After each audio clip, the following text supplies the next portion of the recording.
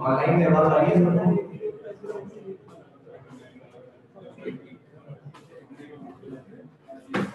Yes sir eco हो रहा है जिस प्रकार से आप बैठे लाइव और वॉइस नहीं आ रही ये समस्या है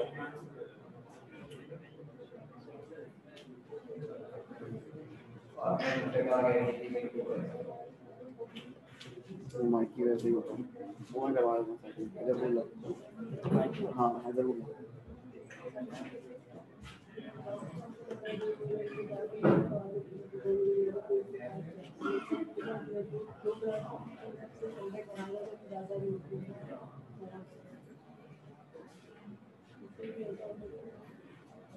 और कौन सा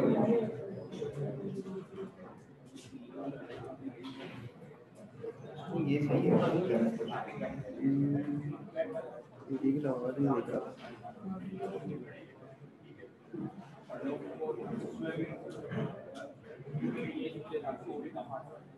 अब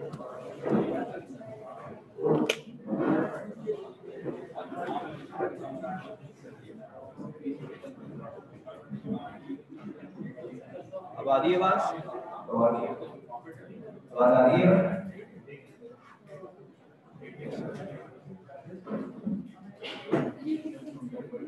जैन आ रही है आवाज? शिराज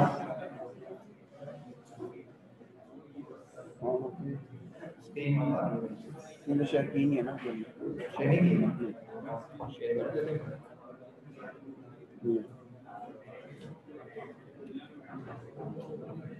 क्या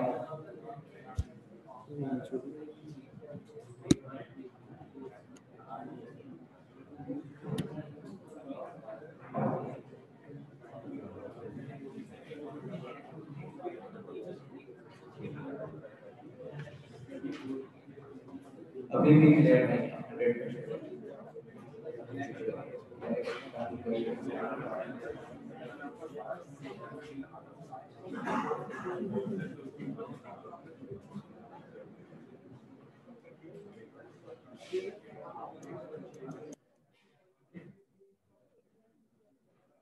वेट करें करवा रहे हैं ऑनलाइन वाले थोड़ा सा वेट करें करवा रहे हैं।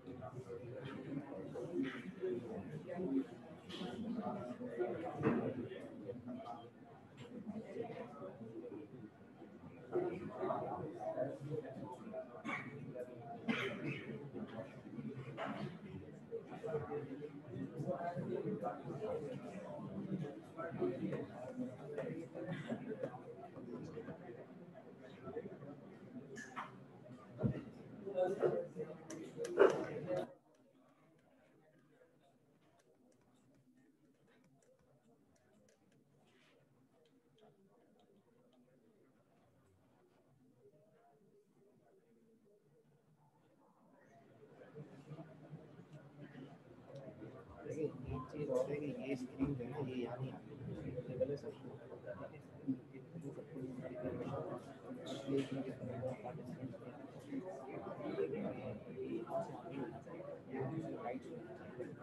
और यहाँ पे का राइट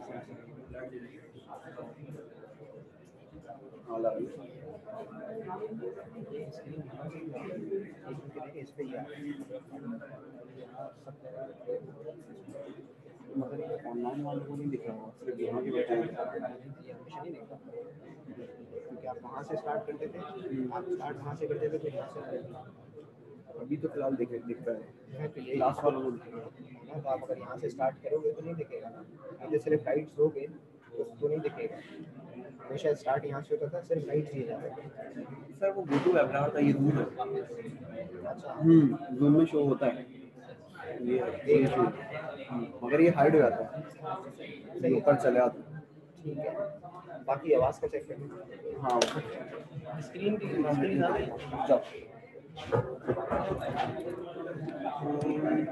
स्पार्क को कैम हुआ है ये भी वीडियो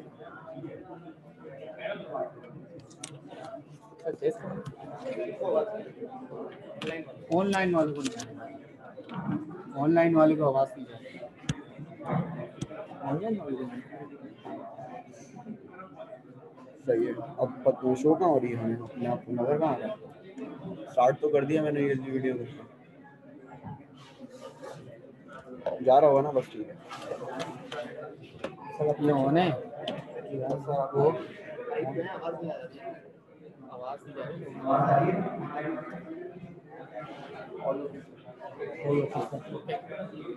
आवाज़ क्लियर नहीं है सर वो इंटरनेट का ग्लिच होता है वो उनका सही है।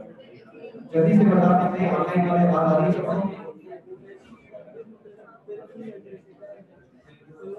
जी सर जी सर एक 9 1 बच्चा हो जा रही है उसको क्लियर नहीं है। इंटरनेट की वजह से तो नहीं। एक काम करो, माइनस के दूसरा वाला माइक लो। लाइट का नहीं है, लाइट तो जा रही है, आवाज़ तो जा रही है। जा रही है।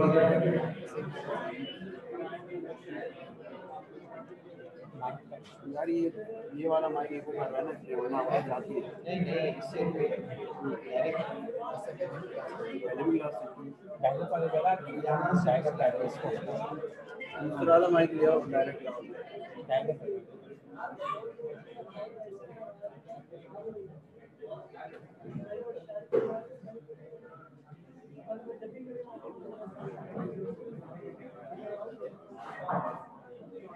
जरा पूछो।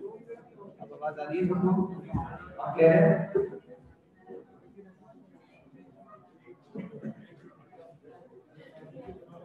ठीक है। अब आवाज आ रही है सबको? कमेंट्स दूंगा तो कमेंट्स भी आएंगे, वैसे तो मैं वो आपको ये शो में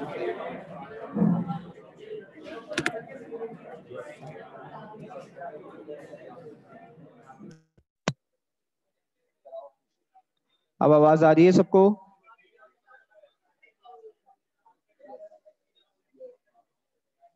चले चले करीब में ही रहना ताकि मसला हो तो फिर चले जी। स्टार्ट करते हैं। स्टार्ट करने से पहले कोई भी एक स्टूडेंट जो है वो तिलावत कर ले ताकि हम जो है वो ऑफिशियली कमेंट्स कर दें। क्विकली जल्दी से कोई भी एक बच्चा जो है वो तिलावत।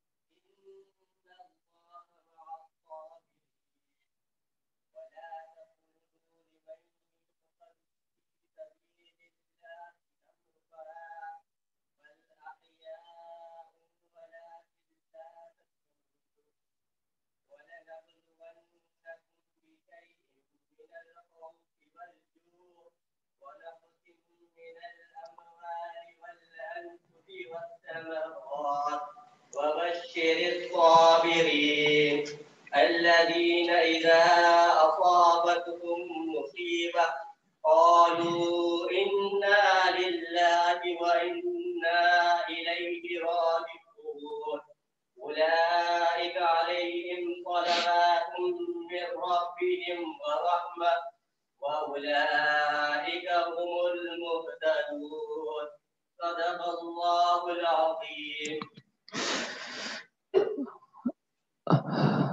चलें स्टार्ट करते हैं हम। स्टार्ट करने से पहले मुझे ये बता दें कि कितने ऐसे स्टूडेंट्स हैं कि जो पहले लॉ में या टैक्स में जो है वो हमारे साथ रह चुके हैं, क्योंकि कुछ फेसेस तो काफी फेमिलियर हैं, लेकिन ये है कि कुछ न्यू फेसेस जो है वो नजर आ रहे हैं। ठीक है, ऑनलाइन में। ठीक है, अच्छा चले देखिए कुछ बेसिक्स पे सबका फोकस यहाँ पे रहेगा। देखिए आप इतना दूर से जो है वो ट्रेवल करके यहाँ पे आए हैं, ठीक है, और अगर फिर डिस्टरबेंस होगी तो फिर डेफिनेटली जो है वो आपको समझ भी नहीं आएगा और टाइम भी ज़्यादा लगेगा। अच्छा, ऑनलाइन वालों में मुझे ये बता दें कि कितने ऐसे स्टूडेंट्स हैं कि जो आउटसाइड कराची हैं, कराची के बाहर से कितने स्टूडेंट्स बैठे हुए हैं?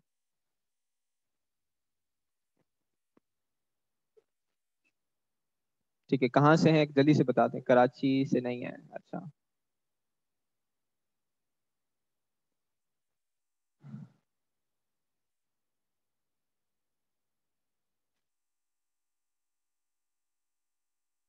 ठीक है, अच्छा देखिए क्योंकि बहुत सारे ऐसे स्टूडेंट्स हैं कि जो ऑब्वियसली पहले नहीं पढ़ चुके हमसे, ठीक है, तो क्विक छोटा सा एक जो है वो मैं अपना ब्रीफ इंट्रोडक्शन, ठीक है, ज्यादातर को करवाने की जरूरत नहीं है, लेकिन ये है कि मैं क्विक जल्दी से जो है वो एक इंट्रोडक्शन करवा दूंगा जो हर सेशन में हम करते हैं। ठीक है, और उसके बाद फिर जो है वो हम इंशाल्लाह क्लास को स्टार्ट करते हैं। ठीक है, क्योंकि आपके बार बार सवालात आते रहे कि भाई आपने क्या किया हुआ है, मैट्रिक भी किया है नहीं किया आपने, इंटर पास किया है नहीं किया है, ठीक है। तो वो एक साथ ही मैं इसको एड्रेस कर देता हूँ, और उसके बाद फिर ताकि ये है कि आपको पता हो कि क्या किया और क्या नहीं किया है, ठीक है, और क्या करने जा रहे हैं। एनीवेज, नाम ही काफी है। अच्छा चलिए इधर आ जाएं, प्लीज इधर आ जाएं। अच्छा देखिए, स्टार्ट करते हैं, ठीक है। दिस इज मुजाम्मिल इमानी, ठीक है। हमने जो है वो पहली दफा नहीं पढ़ा रहे हैं, ठीक है। लेकिन इससे पहले कि हम ये बताएं कि कब से पढ़ा रहे हैं, पहले ये बात कर लेते हैं कि आई क्वालिफाइड बैक इन 2015, ठीक है। इसके साथ साथ एक आपने शायद टर्म सुना हो एडीआईटी का, ट्रांसफर प्राइसिंग का, इंटरनेशनल टैक्सेशन का, ठीक है। तो I am the youngest qualified ADIT in Pakistan, ठीक है। कुछ एडीआईटी के जो है वो मेंबर्स हैं पाकिस्तान से भी, ठीक है, उसमें मैं यंगेस्ट मेंबर हूँ। और प्रेजेंटली जो है वो इसको पाकिस्तान के अंदर हम देख भी रहे हैं, इसकी बहुत सारी चीज़ों को चार्टर्ड इंस्टीट्यूट ऑफ टैक्सेशन के साथ। एनीवेज, अच्छा फिर इसके साथ साथ जो है वो I am also leading the direct taxation and transfer pricing department of Mondelez International, Cadbury जिसके नाम आपने सुना होगा, ठीक है। 4 कंट्रीज का जो है वो मैं टैक्सेशन और ट्रांसफर प्राइसिंग जो है वो पाकिस्तान से देख रहा हूँ, ठीक है। इसके साथ साथ आई am also the founder and director of catalyst academia, ठीक है। अ, इसी तरह से जो है वो I am also leading the Pakistan institute of taxation, ठीक है। वहाँ पे जो है वो एडीआईटी के ऊपर हम काफ़ी काम कर रहे हैं। इसी तरह से जो है वो मैं टीआरसी के अंदर, टैक्स रिसर्च सेंटर के अंदर डायरेक्टर इंटरनेशनल टैक्सेशन भी हूँ। और फिर I am also serving as a member of ICAP fiscal law committee, ठीक है। आपने सुना होगा गवर्नमेंट ऑफ पाकिस्तान को आई कैप जो है वो बजट प्रेजेंट करता है, उस कमेटी का जो है मैं पार्ट हूँ, ठीक है। इसी तरह से आई am also the member of Karachi tax bar association. और फिर आर्टिकल कहाँ से की, ठीक है, आर्टिकल जो है वो केपीएमजी से की, और उसके बाद फिर जद्दा सऊदी के अंदर भी जो है वो काम किया था।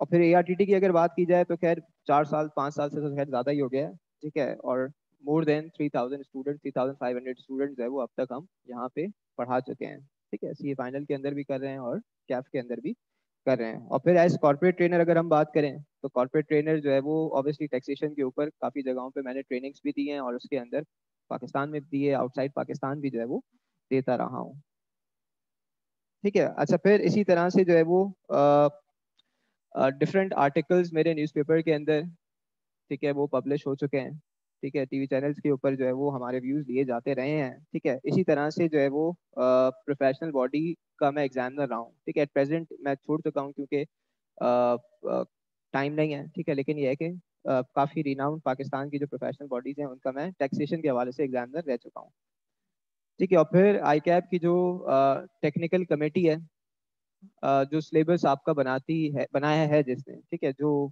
अब आपका इंशाल्लाह जो है वो 1-2 अटेम्प्ट्स के अंदर कोविड के ऐसे डिले हो गया, लेकिन आपने सुना है ना स्कीम चेंज हो रही है, बहुत सारी चीज़ें, तो उस कमेटी का भी मैं पार्ट रहा हूँ, ठीक है। तो इसके अंदर हमने सिलेबस को चेंज करने के हवाले से काफ़ी ज़्यादा इनपुट दिया है, एआरटीटी को रिप्रेजेंट वहाँ पे हमने किया है। एनीवेज, ठीक है, मेरा ख्याल है कि कोई क्वेरी तो नहीं है, हम आगे बढ़ जाएं, ठीक है।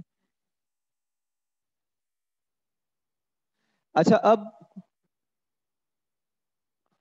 ठीक है, मैं अब ये बाद में कोई बच्चा पिछली दफा भी इसी तरह का किसी बच्चे ने यहाँ पे जो है वो पूछा था कि सर मैट्रिक वैट्रिक किया है आपने, तो मैंने इसीलिए, ठीक है, तो जाहिर है सीए किया है तो मैट्रिक तो आप समझ सकते हैं कि किया ही होगा, ठीक है। अच्छा ये जो करियर काउंसलिंग की बात कर रहे हैं, देखें ये इंशाल्लाह आपके साथ अलग से बैठेंगे, ठीक है। ये पूछ रहे हैं कि भाई हम ही बताएं कि हम ये कैसे करें वो कैसे करें, इंशाल्लाह अलग से इसके ऊपर डिस्कशन किया जाएगा, ठीक है। क्लास के प्लेटफॉर्म से जो है वो इंडिविजुअल आप मेरे पास ऑफिस में कभी भी आ सकते हैं, ठीक है। और वहां बैठ के जो है वो हम अलग से इस पे डिस्कशन कर सकते हैं, ठीक है। एनीवेज, अच्छा जी चलें, ये भी एक अच्छा क्वेश्चन है, आपको सीए करने का किसने कहा था? गलती हो गई भाई मुझसे, सीए में आ गया मैं, ठीक है। नहीं देखें सीए के अंदर, चले मैं आपसे पूछता हूँ, आपको किसने कहा था सीए करने का? आपसे किसने कहा सीए करने का? हाँ, किसी ने भी नहीं कहा? तो बस यहाँ से निकल रहे थे, देखा एआरडीडी का बोर्ड लगा, अंदर आ गया, एडमिशन ले लिया, फिर खुद है? अच्छा, चाइल्डहुड, अच्छा जी, बचपन से जो है वो ख्वाहिश का इजहार किया हुआ है इन्होंने। चलें भाई, बचपन से सीए का नाम सुना मैंने। हाँ किसने कहा, ये सवाल है ना भाई, बताएं किसने कहा ये? अच्छा चलें, आईबीए में नहीं हो रहा था तो आईबीए के रिजेक्टेड स्टूडेंट्स भी सीए के अंदर बैठे हुए हैं। अच्छा चलें, सही, इकरा इकरा तो चलें, वो तो नहीं नहीं, नंबर 1 यूनिवर्सिटी है, मैंने कुछ कमेंट नहीं दिया है। ठीक है। पापा ने कहा था, अच्छा। अच्छा चलें, देखें आज थोड़ा सा हम ऑब्वियसली एजेंडा है हमारी क्लास के अंदर, ठीक है, लेकिन यह है कि हम थोड़ा सा अपने बारे में, एक दूसरे के बारे में, मैंने अपने बारे में बता दिया, ठीक है। ऑब्वियसली मैं एक एक करके आपसे शायद ना पूछ पाऊँ, क्योंकि हमारे पास अगर सारे इधर ही बैठे होते तो मैं पूछ लेता, ठीक है। लेकिन यह है कि क्योंकि ऑनलाइन भी लोग बैठे हुए, मैं कॉल ले लेता हूँ, एक सेकंड प्लीज। हेलो जी, बोलिए। कौन है बात? यार मैं एक मैं जगह खड़ा हूँ अभी, मैं सेशन रूम में आपसे बात करता हूँ, ठीक है। ये उन्हीं से डिस्कस करें, मैं कंसल्टेंट हूँ, मैं उनको कहाँ से ये सारी चीज़ें दूंगा। नहीं नहीं, आप उन्हीं से डिस्कस करें, ठीक है। तो मैं आपसे बता तो रहा हूँ, मैं आपसे क्या कह रहा हूँ, मैं आपसे कह रहा हूँ ना कि आप उनसे बात करें। अच्छा जी, तो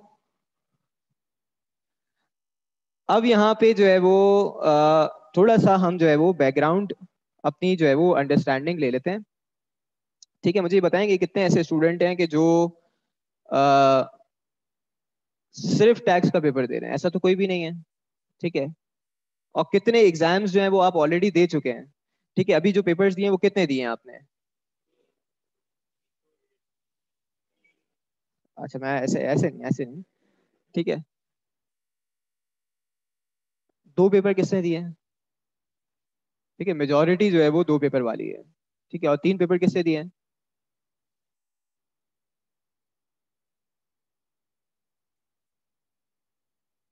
ठीक है, और 4 पेपर किसने दिए हैं?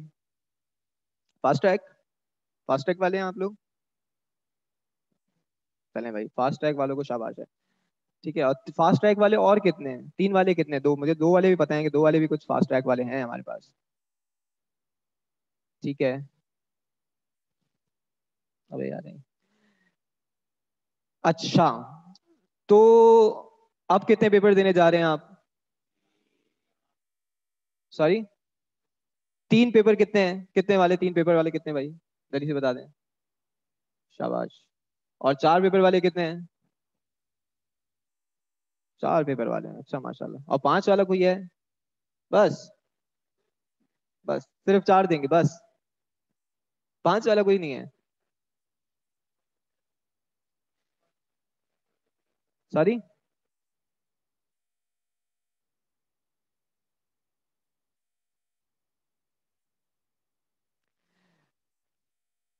ये कहाँ से, खुद तो नहीं बनाई है? हाँ, खुद बनाई है?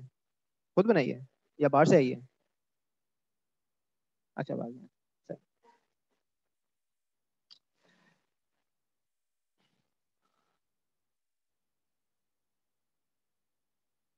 चलें, अच्छा वैसे मुझे ये बताएं कि ये बच्चा जो है बार बार लॉ के बारे में पूछ रहा है, सर लॉ का सब्जेक्ट स्प्लिट होगा नहीं होगा, होगा नहीं होगा? अरे भाई, आप अभी टैक्स की क्लास में बैठे हैं, टैक्स के बारे में डिस्कशन हम कर लेते हैं। लॉ का सब्जेक्ट डेफिनेटली जो है वो नई स्कीम के अंदर स्प्लिट होगा, नई स्कीम क्योंकि नहीं आई है तो स्प्लिट भी, ठीक है, अभी नहीं हो सकता, ठीक है। लेकिन ये है कि अगर थोड़ा सा अगर आप वेट करेंगे, अगर आप 2 2 सब्जेक्ट अलग अलग देना चाहते हैं, आपके ऊपर है, इंटरेस्ट के ऊपर है। आप चाहते हैं, आप ज्यादा डिटेल में पढ़ना चाहते हैं, ठीक है, थोड़ा सा रुक जाएं, ठीक है। 1 2 दफा जो है वो अटेम्प्ट के अंदर और उसके बाद फिर जो है वो आप 2 सब्जेक्ट्स भी दे सकते हैं। नहीं, ये चॉइस के ऊपर। अब कोई सोचता है कि भाई मैं कंपनी लॉ का एक्सपर्ट बनना चाहता हूँ, ठीक है, ज्यादा पढ़ना चाहता हूँ मैं, ठीक है, मैं क्यों ये 50 50 नंबर दे के पास करूँ, मैं 100 नंबर दे के, 200 नंबर दे के पास करना चाहता हूँ, फिर उसके लिए आपको थोड़ा सा वेट करना पड़ेगा, ठीक है। अच्छा ये बताएंगे टैक्स के बारे में आपकी बैकग्राउंड अंडरस्टैंडिंग क्या है? क्या ये तो नहीं है कि सिर्फ जबरदस्ती जो है वो टैक्स पढ़ना चाहते हैं क्योंकि एक सब्जेक्ट है, ठीक है, क्योंकि, अच्छा सारे ऐसे ही पढ़ना चाहते हैं,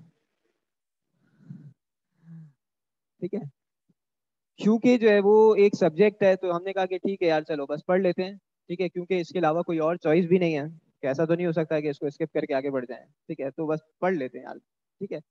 और ऐसे कैसे हैं कि ऐसे कितने हैं कि जो ये कहते हैं कि नहीं भाई टैक्स के अंदर इंटरेस्ट भी जो है वो रखते हैं, ठीक है। होता है ना, आपके पास इंफॉर्मेशन नहीं होती लेकिन फिर भी आप आपके लेवल पे, ठीक है, बहुत सारे लोग जो हैं वो बिजनेस रिकॉर्डर पढ़ रहे होते हैं, ठीक है, बहुत सारे लोग जो है वो फॉर एग्जांपल अगर टाइम मिल जाए तो लेट्स से कि बिजनेस प्लस जो है वो या इस तरह के जो दूसरे आपके पास न्यूज़ के और बिजनेस के जो है वो, तो कितने ऐसे लोग हैं कि जो टैक्स से इंटरेस्ट भी रखते हैं, ठीक है, सिर्फ पढ़ नहीं रहे, ठीक है। अच्छा, और बाकी बाकी सारे बस पास हो जाए बस, ठीक है। अच्छा देखिए, मैं आपको यहाँ पे रोक के 1 मिनट के लिए एक बात बताऊं कि अब अगर आप, ये मैं आपको सिर्फ बता रहा हूँ प्रैक्टिकली, आप खुद विटनेस कर लेंगे, ठीक है, मैं क्योंकि ज़ाहिर स्टूडेंट से भी कनेक्टेड होता हूँ, ठीक है, हम सारे जो फैकल्टी मेंबर्स हैं और इंडस्ट्री से भी हैं, ठीक है। तो आपको एक बात बता दें कि अब अगर आप सिर्फ सिर्फ सीए करते हैं, ठीक है, तो वैसे भी देखिए, अगर आप सिर्फ सारे बीकॉम हो, सारे सीए हो, सारे डॉक्टर्स हो, तो जो हायर कर रहा है आपको, वो क्या देख के आपको हायर करेगा? मतलब आप में कोई ऐसी चीज तो हो कि जिसे देख के आपको हायर किया जाए, ठीक है। तो एक तो आपकी सॉफ्ट स्किल्स की साइड है, ठीक है, जो आपके पब्लिक स्पीकिंग, कम्युनिकेशन, ठीक है, ये सारी साइड्स हैं, ठीक है। और दूसरी साइड ये है कि आप इसके साथ साथ, मैं ये नहीं कह रहा कि आप अभी से शुरू कर दें, ठीक है, अगर किसी का इंटरेस्ट टैक्सेशन के अंदर है तो वो एलएलबी की तरफ फॉर एग्जांपल परसू कर सकता है, ठीक है। किसी का इंटरेस्ट लेट्स से कि भाई अकाउंटिंग की तरफ है, ठीक है, या लेट्स से कि एनालिसिस के ऊपर ज्यादा है, ठीक है, तो वो फाइनेंशियल एनालिसिस के ऊपर सीएफए परसू कर सकता है फॉर एग्जांपल, ठीक है।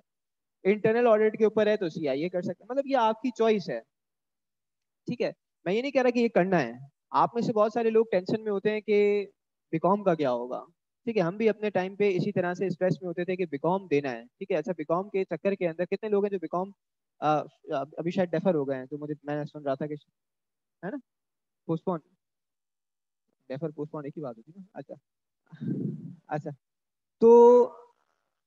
तो ये बताएं कि कितने ऐसे स्टूडेंट्स हैं जो बीकॉम दे रहे हैं अभी, ठीक है।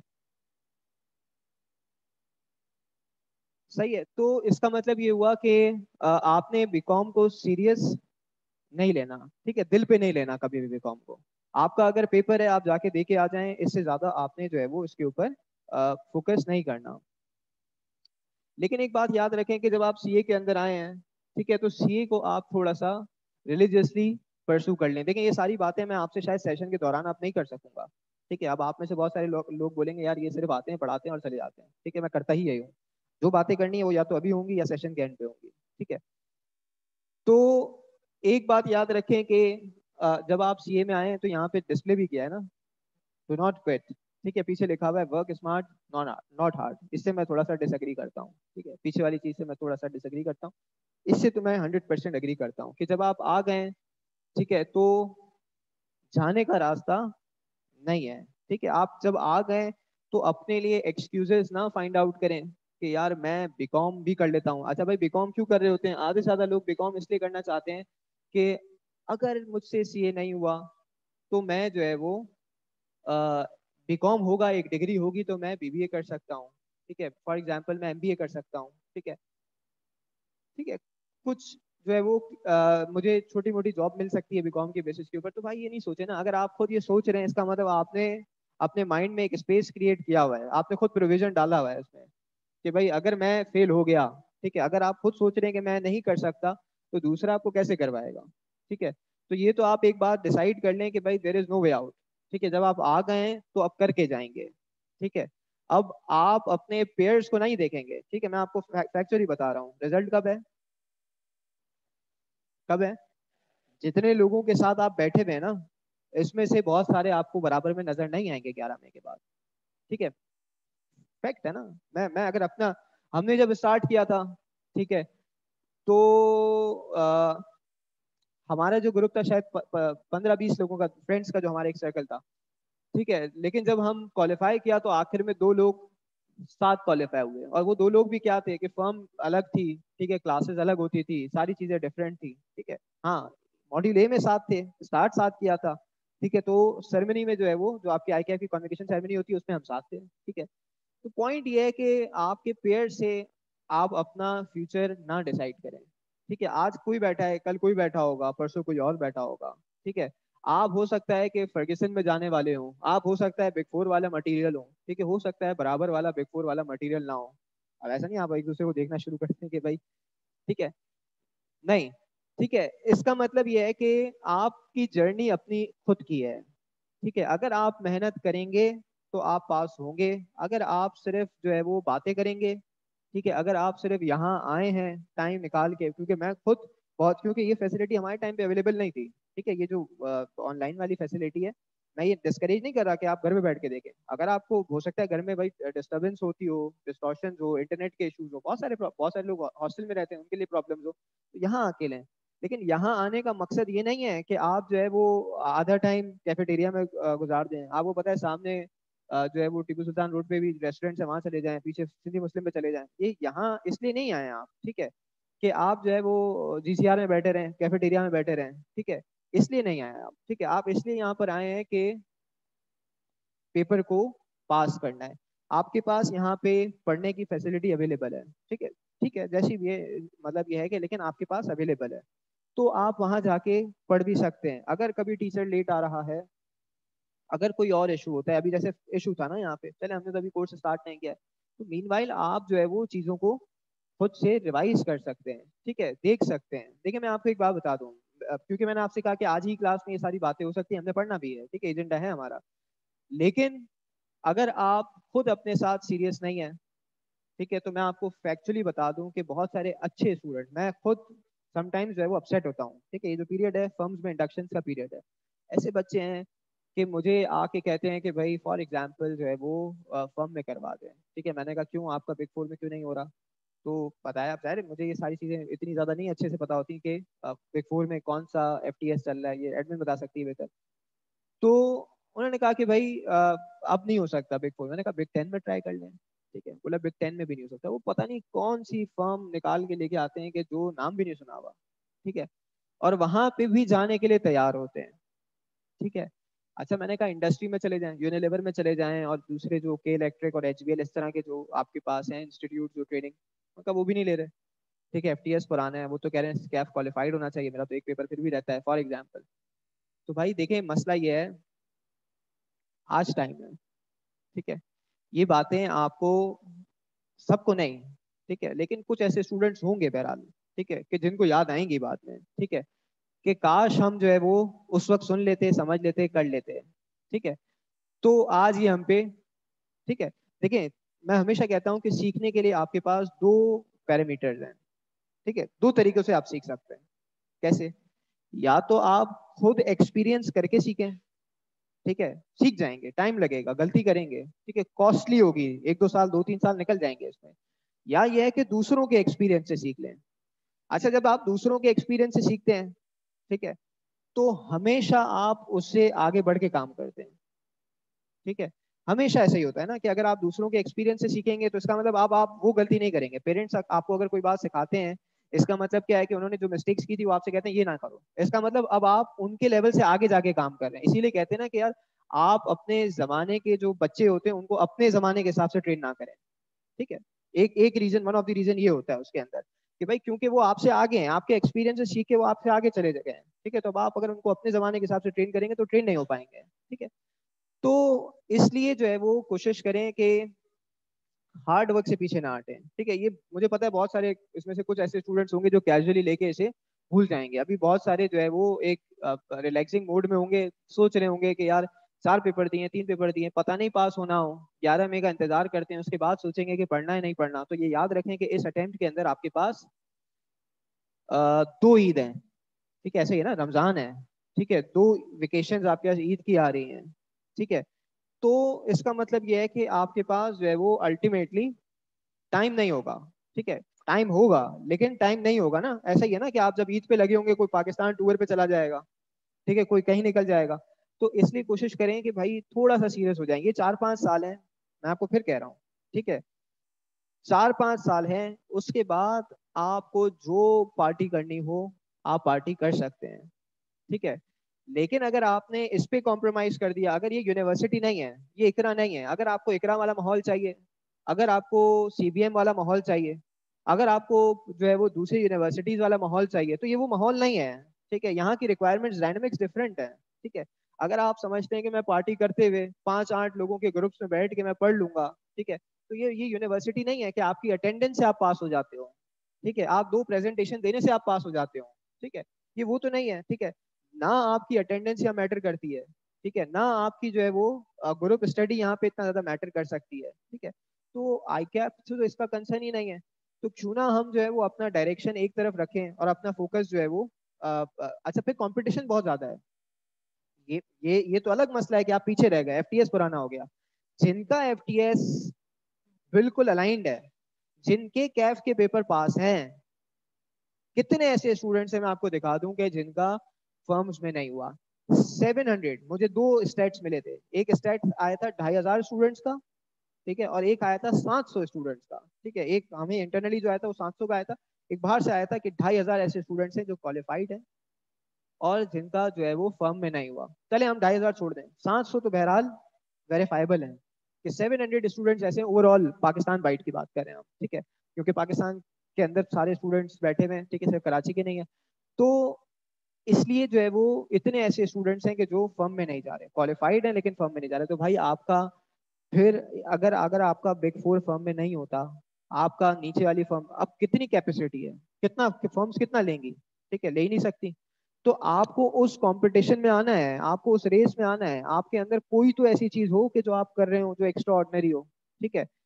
तो अपनी प्रोफेशनल ग्रूमिंग के ऊपर, ठीक है, पर्सनल डेवलपमेंट के ऊपर, ठीक है, अपनी जो है वो पब्लिक स्पीकिंग के ऊपर, सिर्फ इस पे नहीं, पढ़ाई नहीं करनी। अनफॉर्चुनेटली हमें जो है वो सीए के अंदर पीसीएसई करवाया जाता है, लेकिन वो भी सिर्फ बराए नाम करवाया जाता है। नहीं नहीं, पढ़ाने के हवाले से नहीं कह रहा, आपकी अपनी अप्रोच के हवाले से भी कह रहा हूँ, आप कितना सीरियस लेते हैं उसको, ठीक है, कि भाई ये करवाया जा रहा है, सॉफ्ट स्किल्स के लिए करवाया जा रहा है, क्या लेते हैं आप। मुझे मुझे तो नहीं लगता कि आप में से कोई पूरी तरह से कोई अटेंड भी करता होगा उसको, ठीक है। तो पॉइंट ये है कि अगर आप खुद अपने ऊपर मेहनत नहीं करेंगे तो ये तो फर्म है। अच्छा, फिर अगर आपका बिग 4 में नहीं होता, ठीक है, तो एक स्टेप तो आप पहले ही पीछे चले गए, ठीक है, फिर बिग 10 में नहीं होता तो और पीछे चले गए। तो भाई मेरा फिर ये 2-3 साल लगाने का ऑब्जेक्टिव होगा क्या, ठीक है, मैं क्या करूंगा फिर, ठीक है। फिर चाहते हुए ना चाहते हुए आपको ये छोड़ना पड़ेगा, ठीक है। आप कहेंगे यार मैं कुछ और कर लेता हूँ, ठीक है, फिर आप सोचेंगे मैं क्या करूँ, कोई जॉब करने निकल जाएगा, खवातीन होंगी तो हो सकता है किसी की शादी हो जाए, ठीक है, कोई जो है वो फॉर एग्जाम्पल एसीसी की तरफ निकल जाएगा, ठीक है। तो पॉइंट ये है कि आप, ये मैं फैक्चुअली बता रहा हूँ, ये सारे रीजंस देखे हुए बता रहा हूँ, ऐसे नहीं बता रहा आपको मैं, ठीक है। तो पॉइंट ये है कि आप जो है वो यहाँ पे मैं जानता हूँ कितने ऐसे स्टूडेंट्स को कि जो फॉर एग्जाम्पल इकरा के अंदर है, सीए छोड़ के चले गए, इकरा के अंदर चले गए। भाई आप अपना मतलब लेवल है आपका फिर, ठीक है। किसने किया ये, आई कैप ने आपके साथ किया। आप देखें, आप खुद रियलाइज करेंगे तो आपने खुद अपने साथ, मैं ये नहीं कह रहा कि इकरा भाई आप फिर इकरा को ऐसी ऐसी, मैं इकरा के बारे में कोई ऐसा कमेंट नहीं कर रहा, मैं सिर्फ एक एग्जाम्पल कंपैरिजन दे रहा हूँ आपको, ठीक है। तो प्लीज थोड़ा सा जो है वो अपने आप को आज से प्लान आउट कर लें, ठीक है। आप 4 सब्जेक्ट्स के, मैं ऐसे स्टूडेंट्स को जानता हूँ जो हमारे टाइम पे 7 सब्जेक्ट्स भी दे चुके हैं, ठीक है, 7 सब्जेक्ट्स। तो यार ये मतलब 2 सब्जेक्ट्स 3 सब्जेक्ट्स क्या चीज़ है फिर ये, और पास किए हैं 7 सब्जेक्ट। 6 वाले को तो मैं खुद जानता हूँ कि 5 वाले तो बहुत होते थे, ठीक है, 5 पेपर दिए 5 पास, 5 पेपर दिए 5 पास, ठीक है। मैं ये नहीं कह रहा कि बाकी जितने बाकी हैं सारे एक साथ उठा लें, ठीक है, आप मुझे कोई आगे 8 पेपर दे रहा हूँ मैं, ठीक है, चले। तो मैं मैक्सिमम, अब 5 इजाजत है तो 5, ठीक है। आप अपनी एपेटाइट के हिसाब से, अब ये नहीं है कि बराबर वाला बिरयानी अच्छी लगती है तो मैं भी जो है, नहीं, आप जितना दे सकते हैं उतना करें। मैं नहीं कह रहा कि आप अगर 2 दे सकते हैं तो आप 2 दें, लेकिन ऐसी मेहनत करें कि पास हो, ये ना हो कि टाइम जाया हो जाए आपका, ठीक है, फिर क्या फायदा फिर पेपर देने का, ठीक है। तो इसलिए प्लीज समझा सकते हैं, आपकी आपके लिए साथ साथ एफर्ट कर सकते हैं, लेकिन आपकी जगह जाके पेपर नहीं दे सकते, ठीक है।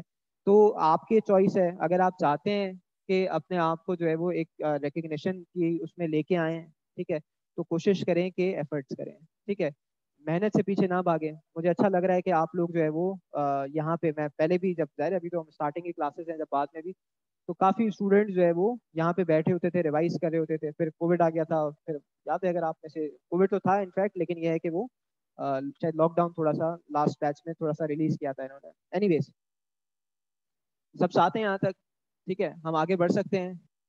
आपके कैफ में कोई पेपर फेल हुए थे? बिल्कुल हुए थे, इसमें कोई ऐसी बात ही नहीं है, ठीक है, बिल्कुल हुए थे, लेकिन जो रुका था वो नेक्स्ट अटेम्प्ट में पास हो गया। मेरा टेक्स्ट कभी फेल नहीं हुआ, ठीक है, लॉ कभी फेल नहीं हुआ। सीए फाइनल का टेक्स्ट और लॉ मैंने खुद पढ़ा था, ठीक है। नीचे वाले जो सब्जेक्ट्स हैं वो मैंने टेक्स्ट तारिक साहब से पढ़ा था, ठीक है, और लॉ काशिफ साहब होते थे, ठीक है, जो मुझसे पहले यहाँ पे आरडीटी में 4 साल पहले, 3 साल 4 साल पहले लॉ पढ़ाते थे, ठीक है, मैंने उनसे पढ़ा था। एनीवेज, FAR 2 के बारे में मैं कैसे बताऊं, ठीक है आपको। फिर यही सवाल, आपको किसने बोला था सीए में आने का?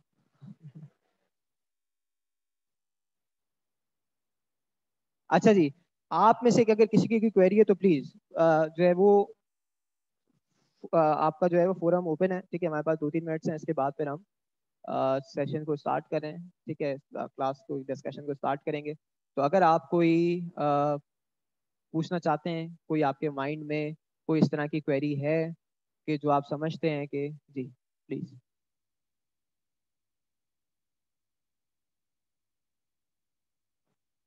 देखिए सीए के अंदर, ये मैं नहीं कह रहा, ठीक है, ये जो सीए क्वालिफाइड लोग होते हैं ना, जनरली जनरली वो आपसे कहेंगे कि यहाँ पे हार्ड वर्कर्स चल सकते हैं, इंटेलिजेंट पीपल की जगह नहीं ऐसी है, कहते हैं लोग। मैं जानता भी हूँ ऐसे बहुत सारे, ऐसे अब अपने बैच के हवाले से अगर मैं बात करूँ, ये नहीं कह रहा कि इंटेलिजेंट पीपल जो है मतलब जो पर्सन है वो उठ के चले जाएं, ठीक है, जो स्टूडेंट्स हैं वो नहीं, ऐसा नहीं है, लेकिन ऐसा देखा है हमने कि, अब मैं एक बात करूंगा आप देखेंगे अब ये क्या नहीं, जैसे for example A levels O levels वाले जो होते हैं, ठीक है, वो थोड़े से शार्प होते हैं, लेकिन सीए में मैंने देखा है कि आगे जाने में उनको प्रॉब्लम्स हो रही होती हैं। क्यों? क्योंकि वो उस माइंडसेट से बाहर ही नहीं आते। देखिए, इंसान की सबसे अच्छी चीज ये है कि वो अपने आप को इन्वायरमेंट के हिसाब से एडजस्ट करे, ठीक है, जैसा इन्वायरमेंट है उसमें अपने आप को जो है वो मोल्ड करे, तो आप सक्सेसफुल हो सकते हैं ना। वरना अगर आप अपने माइंडसेट में लगे, ए लेवल्स में तो ऐसा नहीं होता था, ए लेवल में तो याद नहीं करना पड़ता था, ओ लेवल में तो रट्टा नहीं लगाना पड़ता था, ठीक है, तो भाई ये ए लेवल्स नहीं है ना, यहाँ की रिक्वायरमेंट्स डिफरेंट है। अगर कई किसी सब्जेक्ट में हम आपसे कह रहे हैं कि ये चीज़ याद करनी पड़ेगी तो याद करनी पड़ेगी, इसके अलावा आपके पास कोई चॉइस है ही नहीं, ठीक है। लेकिन अगर आप कहते हैं कि नहीं मैं याद नहीं करूंगा, ठीक है, अच्छा फिर बहुत सारे ऐसे होंगे, ए लेवल्स ओ लेवल्स के हवाले से मैं बात कर रहा हूँ, या आगा खान बोर्ड वालों के हवाले से बात करूँ, ये तो हमने पढ़ा हुआ था, ये क्या चीज़ है, ये तो कुछ भी नहीं है, ठीक है, ये तो बहुत ही भाई मतलब बहुत ही कोई, ये क्या पढ़ा रहे हैं आप, ठीक है। तो हो सकता है आपके लिए इजी हो, लेकिन ये जो आपका कंफर्ट जोन है ना, ये आपको मरवा देता है, ठीक है। ये जो आप सोचते हैं ना कि ये मुझे आता है, इसको तो आपको कैपिटलाइज करना चाहिए ना, लेकिन ये उल्टा आपको नुकसान दे देता है, ठीक है। कैसे? कि दूसरा जो होता है, फॉर एग्जाम्पल प्री इंजीनियरिंग वाला, प्री मेडिकल वाला, हो सकता है बैठे हुए यहाँ पे, ठीक है, वो जो है वो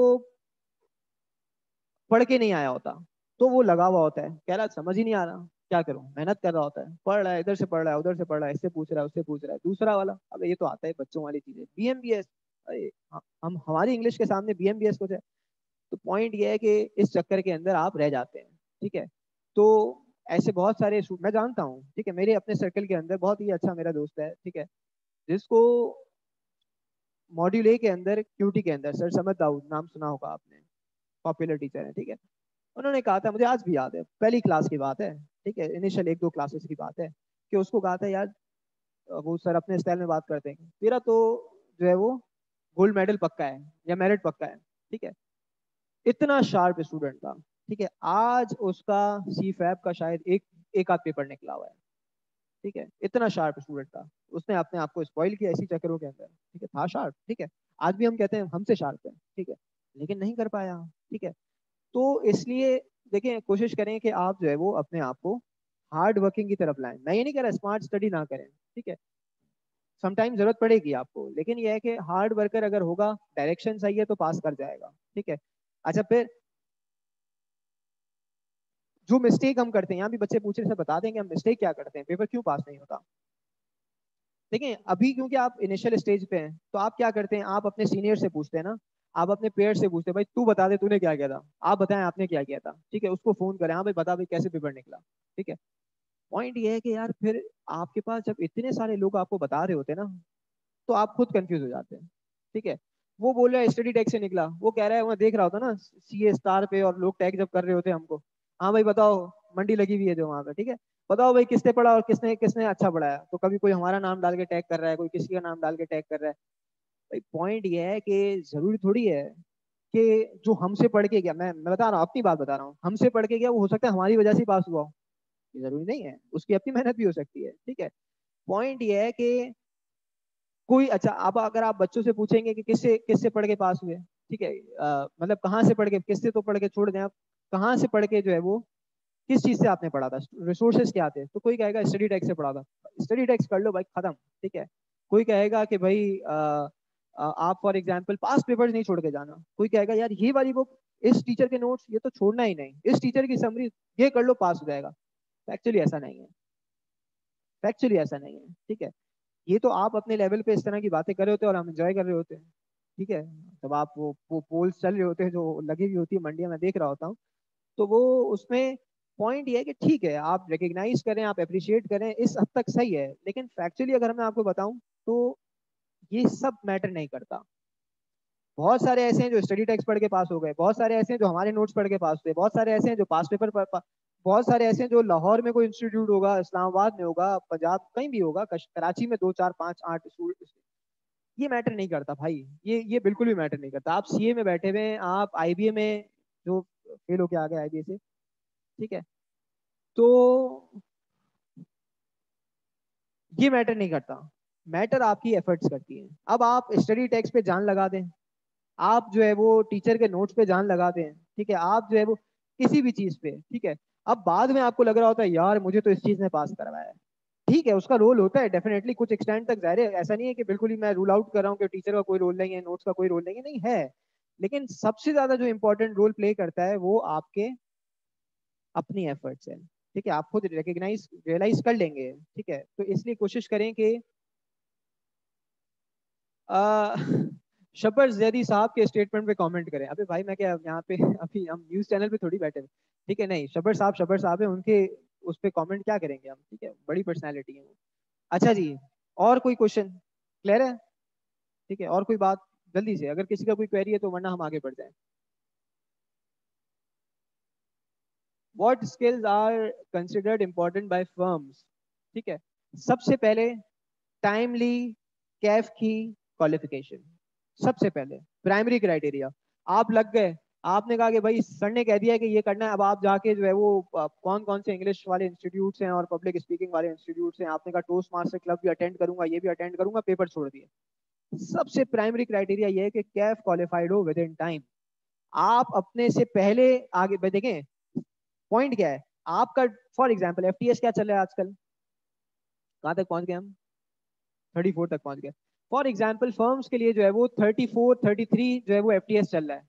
तो क्यों ना मैं अपने आप से, भाई ये 33 जब वहां तक पहुंचेगा, सब एक साथ पहुंचेंगे ना, मेजोरिटी एक साथ पहुंचेगी फर्म्स के लिए, ऐसे ही है ना, मेजोरिटी एक साथ पहुंचेगी। फर्म्स को हायर करना है 100 बच्चा, आप है 500 फॉर एग्जाम्पल, तो फर्म क्या करेगी, कैसे करेगी? तो फिर तो स्क्रूटनी करेगी, कभी आपकी रेज्यूमे देख के पहचानेगी, ठीक है, कि रेज्यूमे में क्या लिखा है, कोई ढंग की रेज्यूमे है नहीं है। फिर उसके बाद आपको स्क्रीनिंग टेस्ट करेगी, फिर बुलाएगी, इंटरव्यू करेगी, जो भी करेगी, जो भी प्रोसेसेस है। तो भाई आप उससे पहले रेस में पहुंच जाएं। ठीक है, मैं ज्यादा मेहनत करूं और ये 33 से पहले वहां पहुंच जाऊं, जब सब पहुंचने वाले हो। बात तो तब है ना कि जब आप उनसे भी पहले पहुंच जाएं। ठीक है, कि जब आपके ग्रुप और पेयर्स वाले वहां उस लेवल तक, मैं जानता हूँ एक दो स्टूडेंट्स को, मैं जानता हूँ यहाँ पे, ठीक है, कुछ अच्छे जो स्टूडेंट्स हैं वो अच्छी मेहनत कर रहे हैं। ठीक है, तो अगर आप रेस से पहले वहां पहुंच जाएंगे तो एडवांटेज तो लेंगे, तो वो देखेंगे ना यार कि ये देखो कितना जल्दी आया है। तो अभी 33 तो एलिजिबल हुआ ही नहीं था, ये उससे एग्जाम्पल दे रहा हूँ मैं सिर्फ एक रफ एग्जाम्पल दे रहा हूँ। तो आप उससे पहले पहुंच जाए वहां पे, ठीक है, आपके अंदर उससे ज्यादा।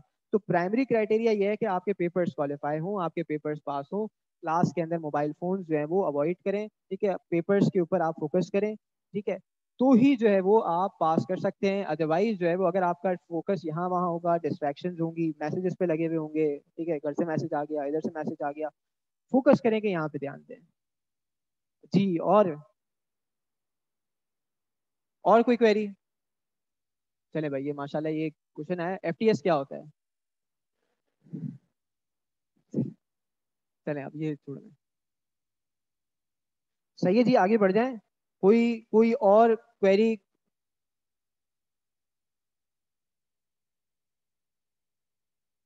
सॉरी, टैक्स वर्सेस में स्कोप किसका ज्यादा, ये पूछ रहे हैं आप? टैक्स वाले से पूछेंगे बोलेगा टैक्स, ऑडिट वाले से पूछेंगे बोलेगा ऑडिट, ठीक है। हाँ, अगर रियलाइज करें हम, ठीक है, रियलाइज करें, फैक्चुअली देखें, ठीक है। अब ये आप मैं मतलब ये है कि मैं एक दूसरे एंगल से बात कर रहा हूँ, ठीक है। हर चीज सैलरी से नहीं होती है। अगर आप सिर्फ अपने आप को, पैसे भी होते हैं, कोई ये बोले मैं सिर्फ सवाब के लिए सीए करने आया हूँ, तो ये गलत है, ठीक है। और अगर कोई जो है वो ये कहे कि मैं सिर्फ पैसे के लिए आया हूँ, तो फिर अप्रोच गलत है, ठीक है, फिर डिसअपॉइंटमेंट होगी।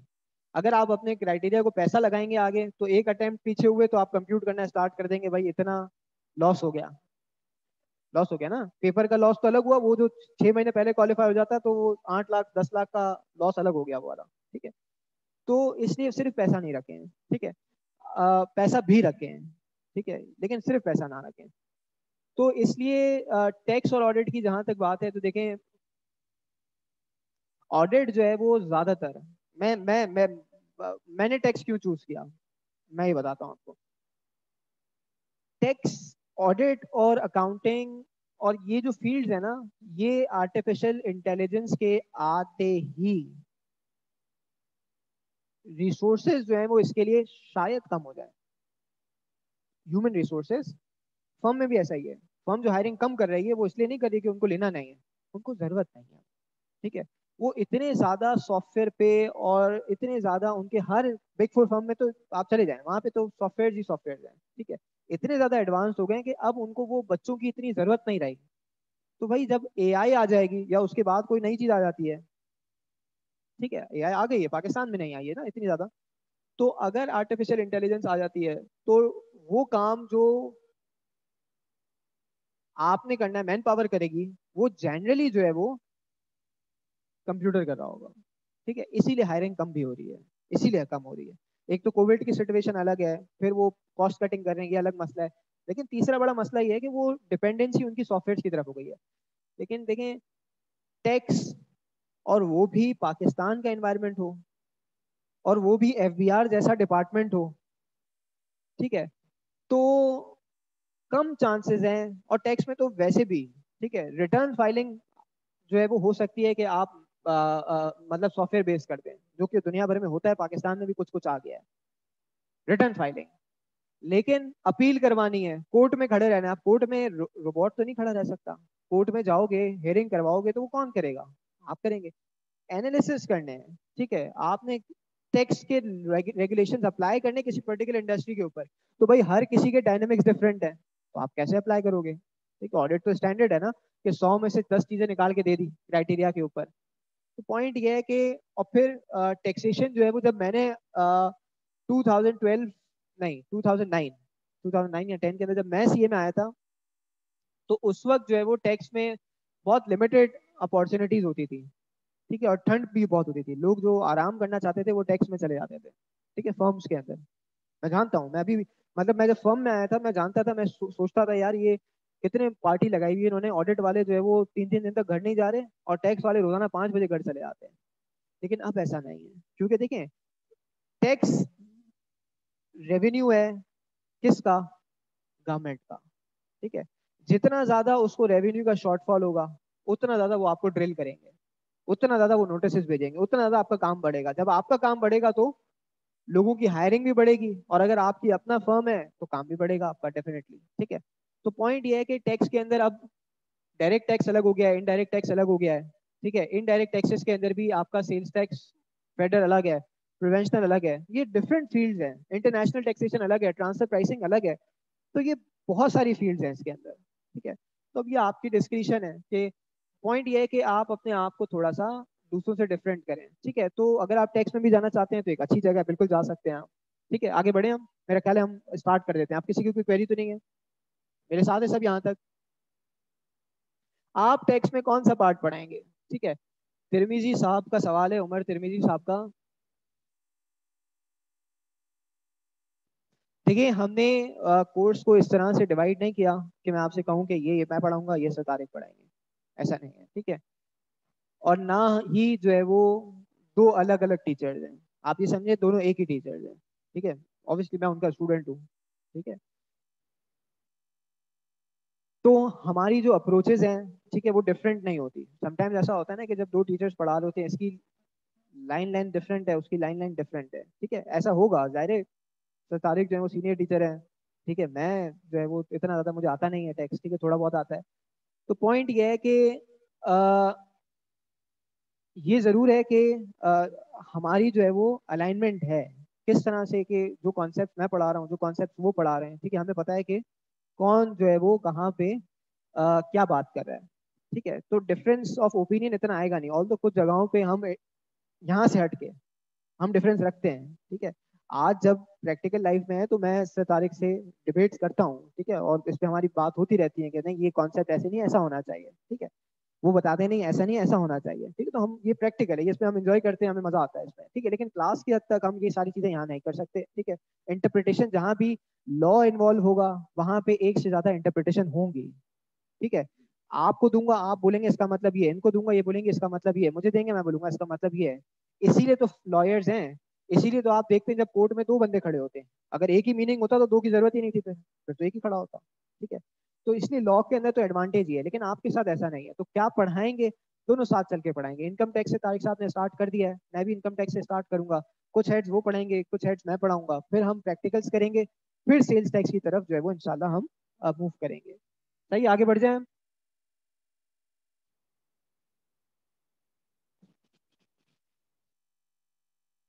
चलें।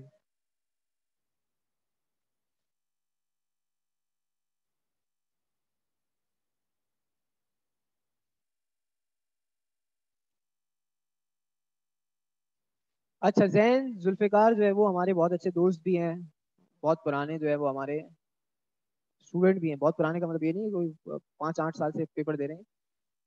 अच्छा देखिए, जैन का क्वेश्चन ये है कि कैफ सिक्स की सर स्ट्रैटेजीज बता दें, ठीक है, कि कैसे पास करें, ठीक है। बुक का एक सवाल आया था कि बुक कौन सी यूज करें, जेन्युइन सवाल है, जल्दी से। देखिए, मैनुअल आपको यहाँ पे अवेलेबल कर दिया जाएगा बुक शॉप पे, ठीक है। मैंने जो है वो समीर से बोला भी है कि वो आपको जो है वो यहाँ पे अपडेट करें वो, ठीक है। जैसे ही अपडेट हो जाता है तो इंशाल्लाह प्रोवाइड कर दिया जाएगा, ठीक है। आप हम वहीं से बात करेंगे, ठीक है। आप चाहें तो आप स्टडी टेक्स्ट रखिए, ये भी यूज कर सकते हैं, आप चाहें तो वहीं से भी पढ़ सकते हैं, ठीक है। लेकिन हम जो है वो, अगर आप किसी मिस्टर एक्स की बुक लेके आ जाएं और आप हमसे कहें कि भाई बताएं इसमें ऐसा क्यों लिखा हुआ है, ऐसा होता है, 2-3 स्टूडेंट आते हैं कि लाहौर से किसी की बुक पकड़ के आ गए, कराची से किसी की बुक पकड़ के आ गए, बताएं भाई इसमें ऐसा क्यों लिखा हुआ है, तो वो मैं नहीं बता सकता, ठीक है। क्योंकि बता नहीं सकते का मतलब ये नहीं कि मुझे मुझे पता नहीं है क्यों क्या बताना है, लेकिन जाहिर है अगर उन्होंने कोई चीज ऐसी लिखी है कि समटाइम्स कुछ इश्यूज होते हैं, समटाइम्स डिफरेंस ऑफ ओपिनियंस होते हैं, ठीक है, तो हम वो बात करेंगे कि जो आई कैप के लिए एक्सेप्टेबल है और जो हमारे लिए एक्सेप्टेबल है, ठीक है। तो हम अपनी डिस्कशन करेंगे अपने हैंडआउट से, अपने मैनुअल से, ठीक है। समरीज आपको क्लास में भी दी जा रही होंगी, यहाँ पे मैं लिख रहा हूँ, ठीक है। और जब सेशन एंड होगा तो कुछ समरीज आपको इसके अलावा भी प्रोवाइड की जाएंगी, कुछ समरीज तारिक साहब ने बनाई हुई, कुछ समरीज मैंने बनाई हुई, तो वो आपको दोनों इंशाल्लाह बाद में जो है वो प्रोवाइड की जाएंगी, ठीक है। एक बात तो ये हो गई। अच्छा, स्ट्रैटेजी क्या रखें, देखो जो क्लास में आज पढ़ रहे हो उसको नेक्स्ट क्लास से पहले, ठीक है, रिवाइज करके आ जाओ, ठीक है, तो आपके ऊपर बर्डन नहीं आएगा, ठीक है। तो जितना आगे जाके आप पढ़ते रहोगे उतना आपके लिए एडवांटेज होगा, ठीक है। लेकिन यह है कि साथ साथ जो है वो आप करते रहें, क्विजेज मिस नहीं करने। मैं सुन रहा था किसी का ये जो 2-3 बच्चों ने जो कमेंट्स दिए थे जो अपने ARTT के पेज के ऊपर मैं सुन रहा था, तो उसमें से उन्होंने एक दो ने क्विजेस के बारे में जो कमेंट्स किए, तो बड़े अच्छे जो है वो कमेंट्स किए, ठीक है। हम तो एज टीचर और एज एडमिनिस्ट्रेशन जो है वो क्विजेस ले रहे होते हैं ना, लेकिन आपका व्यू पॉइंट बड़ा इंपॉर्टेंट होता है। तो इसमें ये चीज़ बड़ी हेल्प करेगी आपको कि क्विजेस आपको तंग करने के लिए नहीं दिए जाते, ना ही आपको पास और फेल करवाने के लिए दिए जा रहे हैं कि आज डिसाइड कर लें कि आपका पेपर पास हुआ, नहीं, ये तो तैयारी की जा रही है ना, ठीक है। तो अगर आप देंगे तो आपके लिए एडवांटेज होगा, अगर आप नहीं देते तो भी आपकी मर्जी है, ठीक है। हम थोड़ा सा फोर्स कर सकते हैं, क्लास से बाहर निकाल देंगे, ठीक है। लेकिन इससे ज्यादा क्या करेंगे, फिर वही बात है कि अगर जबरदस्ती करना है तो फिर ठीक है, फिर हम भी कैजुअली लेंगे उसको, तो आपका अपना इंटरेस्ट होना चाहिए, ठीक है। Anyways, we won't use bare act with you, sir Tariq started with, हाँ, देखें, जो मैनुअल है, ठीक है, वो आप समझें बेरेक्ट ही है, ठीक है। एक बेरेक्ट ये है कि मैं डायरेक्ट इनकम टैक्स ऑर्डिनेंस 2001 खोल लूँ, ठीक है, और एक बेरेक्ट ये है कि जो मैनुअल के अंदर है, मैनुअल के अंदर हमने कोशिश की है कि जो हमारी वर्डिंग्स है वो कम हो, जो लॉ मेकर की वर्डिंग्स हो वो ज्यादा हो। देखें, बड़ी नेचुरल सी बात है, आपका एग्जामिनर, अगर आप एग्जामिनर कमेंट्स में देखेंगे तो लिखता है कि यार आपने लॉ की टर्म्स यूज नहीं की, आपने बताया नहीं कि ये जो है वो इसका क्या मतलब है इसका। तो जब तक आप लॉ पढ़ोगे नहीं तब तक लॉ जो है वो वर्डिंग्स कैसे रिप्रोड्यूस करोगे। स्टडी टेक्स्ट के अंदर ये चीज थोड़ी सी मिसिंग है, थोड़ी सी मिसिंग। मैं नहीं कह रहा कि भाई गलत है, खराब है, नहीं, इश्यूज हैं, लेकिन ये चीज मिसिंग है कि ये ऑथर की लिखी हुई बुक है, ठीक है, इसे किसी ने लिखा है, ठीक है। तो जब आप किसी की लिखी हुई बुक पढ़ोगे तो फिर आप लॉ कैसे रिप्रोड्यूस कर सकते हो, जब पढ़ा ही नहीं तो कैसे। तो डायरेक्ट अगर सर तारीख पढ़ा रहे हैं या जो मैनुअल से पढ़ेंगे, ठीक है, दोनों चीजें वो होंगी कि जो आपकी, मैं तो मैनुअल शायद पढ़ाऊंगा भी नहीं, यहीं से सारी चीजें कवर हो जाएंगी। जब आप मैनुअल पढ़ेंगे तो आपको ऐसा लगेगा ये सब पढ़ चुके हैं हम, ठीक है। तो पॉइंट ये है कि इसलिए जो है वो आप कोशिश करेंगे मैनुअल को थोड़ा सा यूज करें, क्योंकि उसमें लॉ की टर्म्स हैं। सर तारिक अगर आपको बेरेक दे रहे हैं तो वो तो और अच्छी बात है। फिर मेरे साथ है सब यहाँ तक।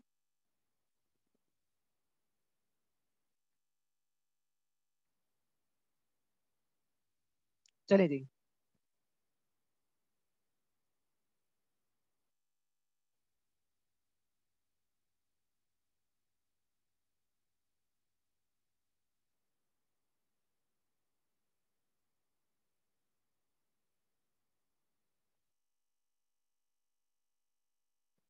मैं बात करूंगा, देखिए कुछ डिस्कशन, क्योंकि मुझे एक हेड ऑफ इनकम तक आना है, ठीक है, कुछ बेसिक्स पे सर तारिक जो है वो आपसे बात करेंगे, लेकिन मुझे आना है एक पर्टिकुलर हेड ऑफ इनकम तक। तो उसके लिए मैं कुछ डिस्कशन वो भी शायद कर रहा हूँ कि जो सर तारिक अभी कर रहे हैं या करने वाले हों, लेकिन मैं जल्दी से उसको बात करूंगा, डिटेल में वही डिस्कस कर रहे होंगे। ठीक है, स्टार्ट करते हैं, जल्दी से मेरे साथ रहेंगे सब। ठीक है, जब हम बात करते हैं, जी जी जी जी,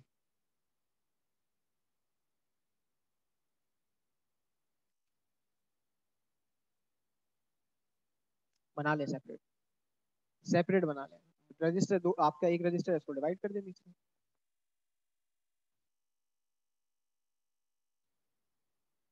घबराना नहीं है आपने, ठीक है,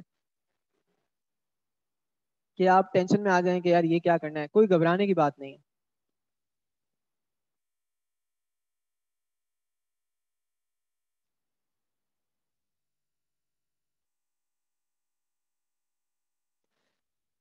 अच्छा, एक बात हमारी क्लास के लिए बड़ी इंपॉर्टेंट है, ठीक है, बड़ी इंपॉर्टेंट है ये, और ये मैं बड़े सीरियस इसको ले लेता हूँ, और मुझे जो है मैं माइंड कर जाता हूँ इस बात के ऊपर, ठीक है।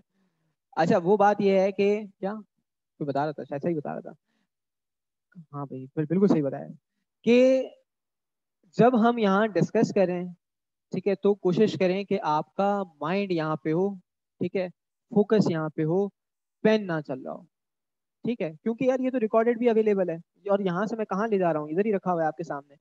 तो कोशिश करें कि लिखे ना, और जब हम लिख रहे होंगे तो हम डिस्कशन बिल्कुल भी नहीं करेंगे, ठीक है। यानी एक वक्त में एक काम करेंगे, अभी आप इतने बड़े नहीं हुए कि मल्टीटास्किंग आप कर सकें, ठीक है। जनरली ऐसा होता है कि हमने नोट किया है कि जो बच्चा लिख रहा होता है ना, वो थोड़ी देर सर ये क्या बताया था आपने, आपने तो लिख लिया था, तो आपको क्यों नहीं आता, क्योंकि आप उस वक्त सुन नहीं रहे थे। आपका फोकस था छाप लूं, ठीक है, जल्दी से लिख लूं, कॉपी कर लूं, ताकि बाद में देख लूंगा जब भी आएगी बात, ठीक है। तो पॉइंट ये है कि कोई लिखेगा नहीं, ऑनलाइन वाले खुद अपनी जो है वो यहाँ से नजर नहीं आ रहा मुझे, लेकिन ये है कि आप खुद यहाँ पे पहले फोकस करें, और जब हम बात कर लें तो मैं आपको लिखने का टाइम दूंगा, उस वक्त आप बिल्कुल जो है वो लिख सकते हैं, ठीक है। साथ ही सब यहाँ तक चलें। अच्छा देखिए, जब हम टेक्स्ट की बात करते हैं तो टेक्स्ट क्या होता है, क्विकली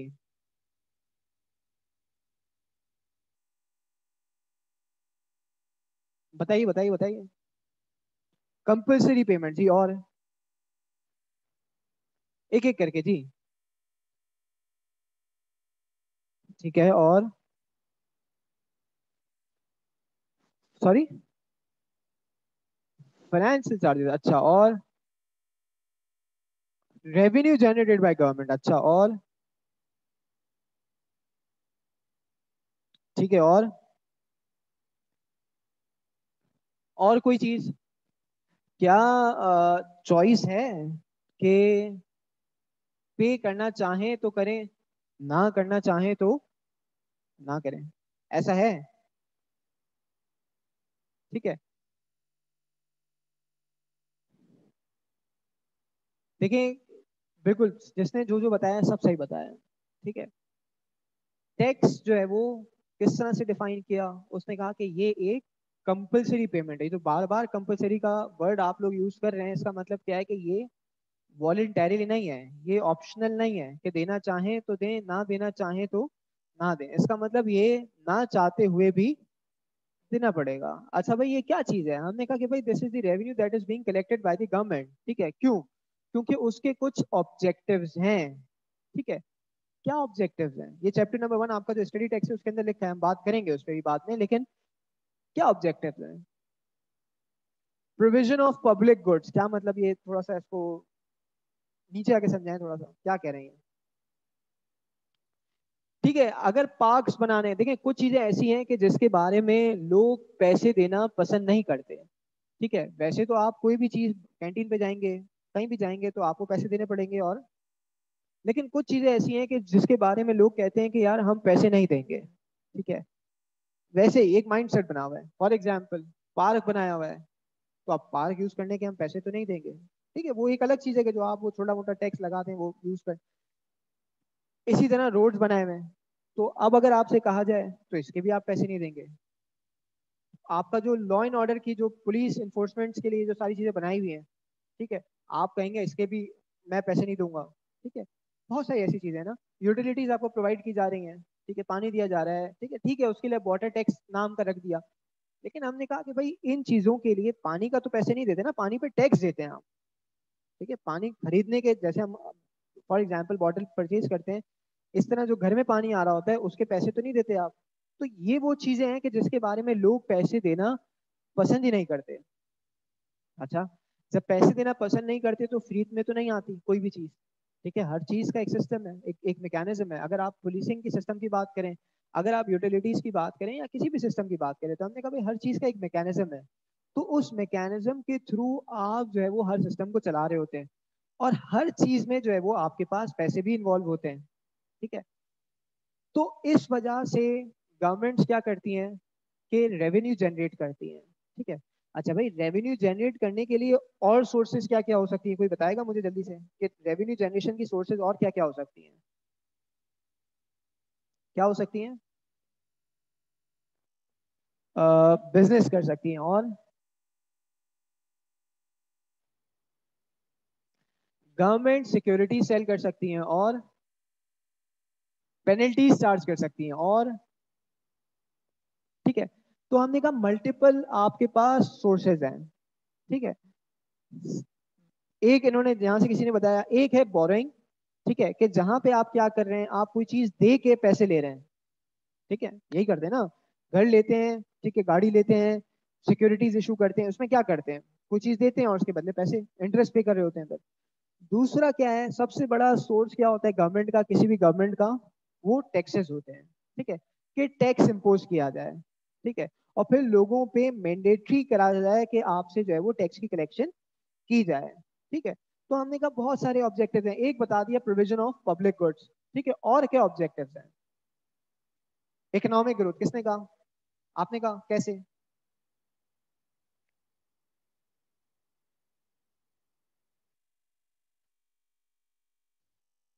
कैसे? कैसे? कैसे?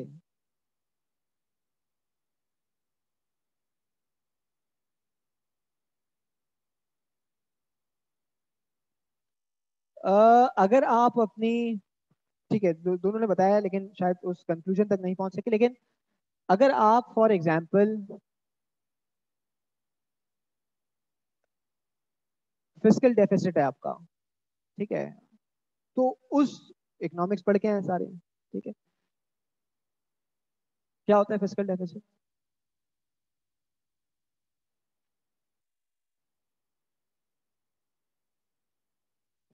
ठीक है, तो इम्पोर्ट बिल आपका बहुत बड़ा है।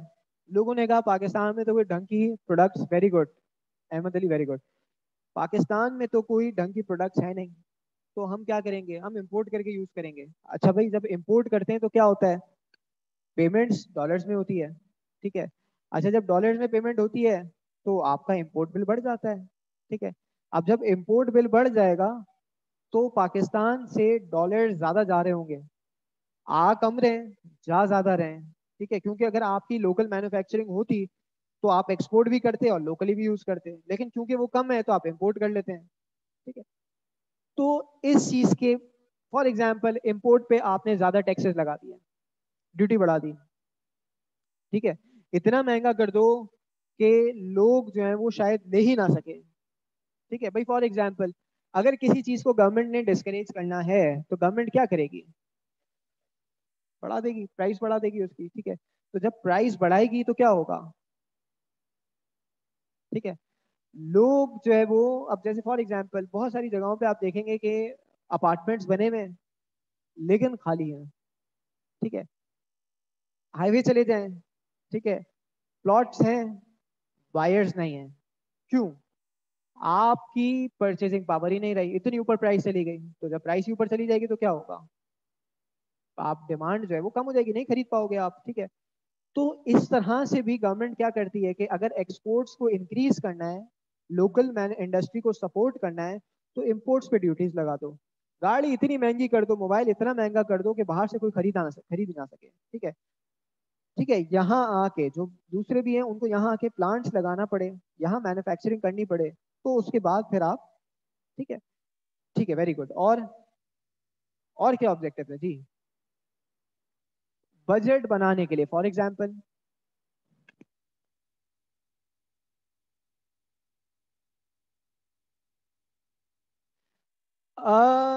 ठीक है, मतलब ये कि स्पेंडिंग करने के लिए, ठीक है। इन अदर वर्ड्स आप अगर स्पेंडिंग करना चाहते हैं, ठीक है, तो उसके लिए भी आप टैक्स इम्पोज करते हैं। और हाँ हाँ हाँ, क्या, नेशनल डिफेंस के लिए, ठीक है। और सॉरी, कहाँ से आवाज आ रही है? अच्छा, अच्छा, गवर्नमेंट एम्प्लॉयज की सैलरीज के लिए, ठीक है। और हाँ, कैसे?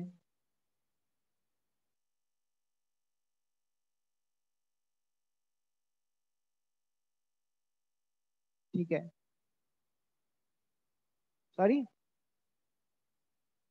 ठीक है। देखिए, इन्होंने बड़ी अच्छी बात की कि इन इक्वालिटी को, या ये कह लें कि फेयर डिस्ट्रीब्यूशन ऑफ वेल्थ, ठीक है।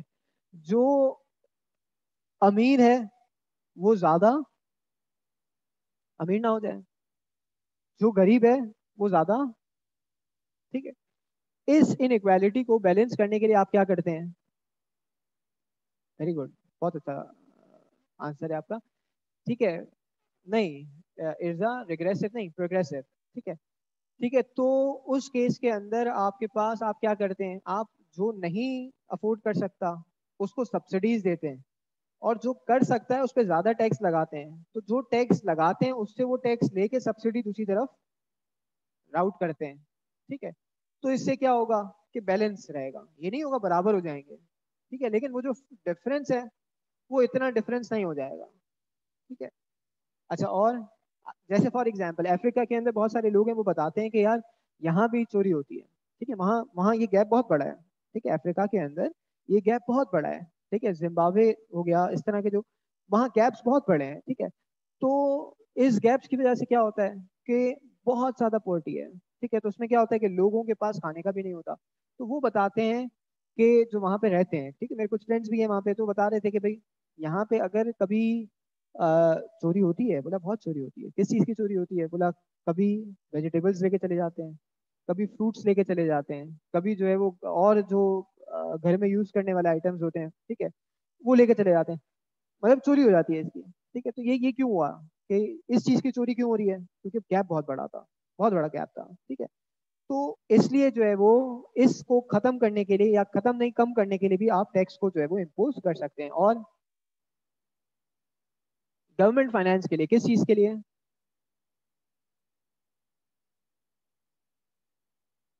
परफेक्ट, बिल्कुल सही है, सारा पॉइंट्स का जो है वो समरी है। और कोई पॉइंट? ग्रांट देने के लिए, ठीक है, सब्सिडाइज करना है इंपॉर्टेंट इंडस्ट्रीज को, अलीजा ने कहा है, बिल्कुल ठीक है। और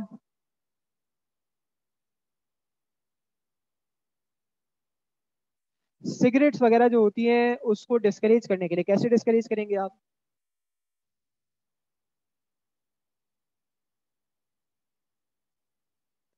टैक्स इम्पोज करें ताकि, बिल्कुल ऐसा ही है। देखें बहुत सारी आपने देखा होगा कि टोबैको जो इंडस्ट्री है उसने एक दफा ये बात भी कही थी, न्यूज़पेपर के अंदर एडवर्टाइजमेंट भी डाली थी कि भाई हमारे पास अब इतने पैसे नहीं हैं, बल्कि फैक्चुअली मैं आपको बताऊं कि फ्लिप मोरस ने अपने बहुत सारी चीजें बंद कर दी है।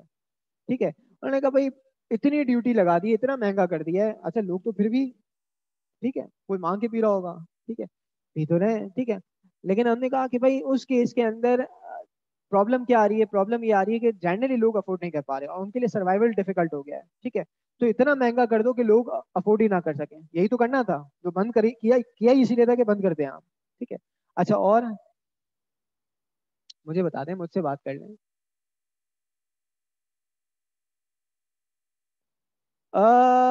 डेट्स की रीपेमेंट्स के लिए, ठीक है। और प्लीज, थर्ड टाइम देखा मैंने आपको, अजहर के बराबर में जो बैठे हुए हैं, ठीक है प्लीज।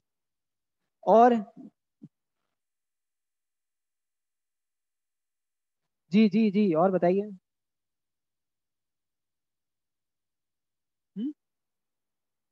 मनी लॉन्ड्रिंग के लिए, चलें, ठीक है। और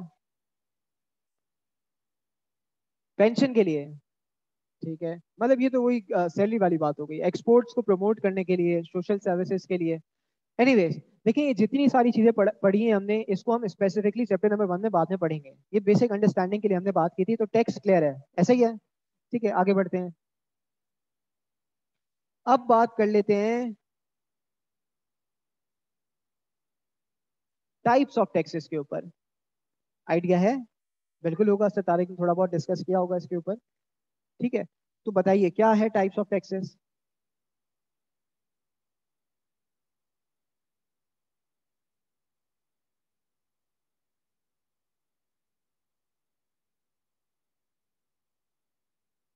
कौन कौन सी टैक्सेस की टाइप्स हैं? डायरेक्ट और, जल्दी जल्दी बता देना। देखिए अगर आप पढ़ चुके हैं तो जल्दी जल्दी बताएं ताकि हम आगे बढ़ जाएं। ठीक है, डायरेक्ट टैक्सेस क्या होते हैं?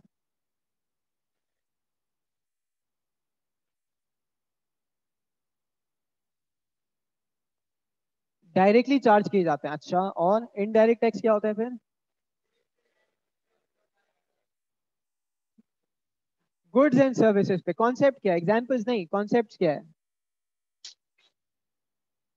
जी?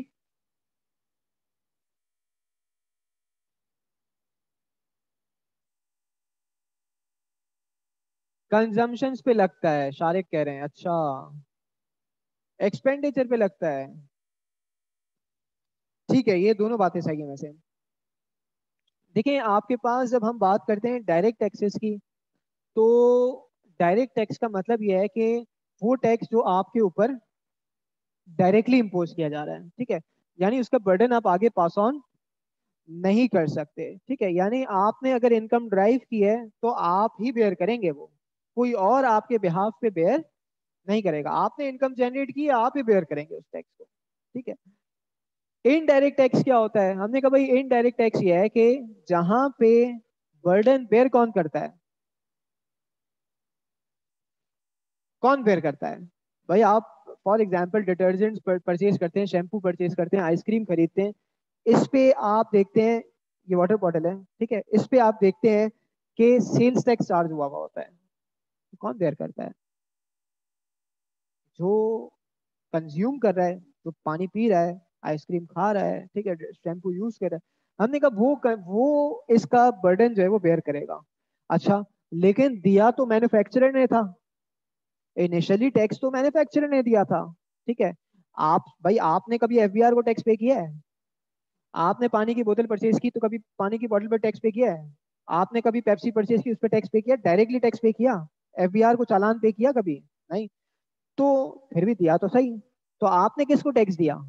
आपने दिया रिटेलर को, शॉपकीपर को दिया ना, इसको दिया, इसने आगे दिया, उसने आगे दिया, अल्टीमेटली मैन्युफैक्चरर के पास पहुंचा वो अमाउंट, ठीक है। और मैन्युफैक्चरर ने किसको दिया? एफबीआर को दिया। यानी अगर मैं साइकिल को रिवर्स बात करूं, तो मैन्युफैक्चरर ने एक जगह चार्ज किया, उसने उसके आगे चार्ज किया, उसने उसके आगे चार्ज किया, और फिर अल्टीमेटली किसके पास बर्डन बेयर हो गया? तो टैक्स तो ये भी था, लेकिन हमने कहा कि इसके लिए एक टर्म यूज होती है, जैसे आप कहते हैं एक होता है लीगल टैक्स पेयर। ठीक है, लीगल टैक्स पेयर क्या होता है? लीगल टैक्स पेयर का मतलब ये है कि अच्छा, ये अब आपके कोर्स से रिलेटेड नहीं है, ये बाहर की कुछ टर्म्स हैं। ठीक है, कि भाई जो बर्डन बेयर कर रहा है वही टैक्स भी दे रहा है। ठीक है, तो हमने कहा कि भाई दो तरीके के टैक्स पेयर हो गए ना। एक टैक्स पेयर वो है कि जो अगर आप ही टैक्स चार्ज किया आप ही बेयर कर रहे हैं। दूसरा टैक्स पेयर कौन हो गया? जिसपे चार्ज किया दे तो वो रहा है, लेकिन उसका बर्डन वो क्या करेगा?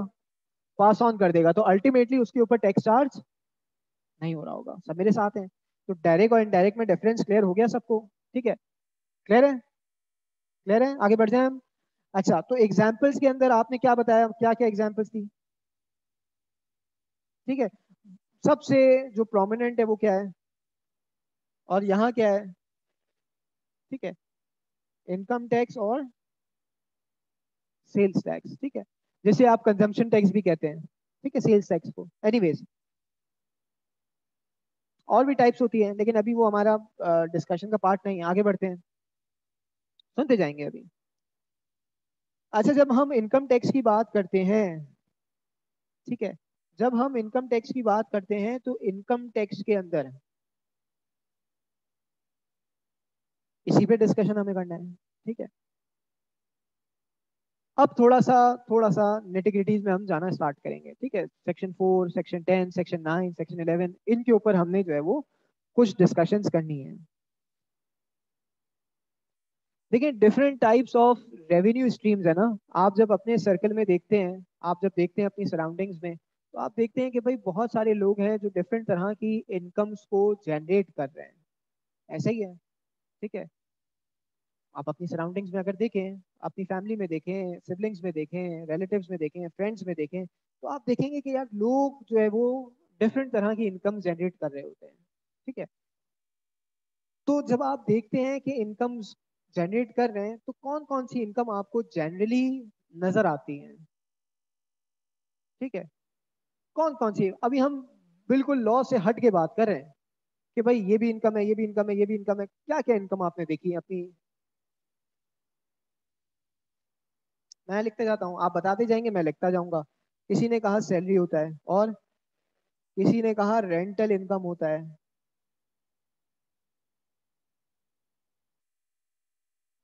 डिविडेंड होता है, अच्छा, और वेरी गुड, इंटरेस्ट होता है, और क्या होता है? कैपिटल गेन कह लूं, या ये कह लूं कि डिस्पोजल पे जो गेन अराइज होता है वो प्राइस, अच्छा, और लिखना नहीं है, इधर इधर फोकस करें जी। Commission, very good. ठीक है, और सॉरी, और बिजनेस क्या? बिजनेस इनकम, अच्छा। तो मैं ये कह सकता हूँ ना कि मैन्युफैक्चरिंग कह सकता हूँ, मैन्युफैक्चरिंग के थ्रू जो आप इनकम जनरेट करें, और आप जो है वो कंसल्टेंसी को मैं सर्विस कह देता हूँ, सर्विस के थ्रू कोई अगर आप इनकम जनरेट करें, और डोनेशंस, अच्छा, और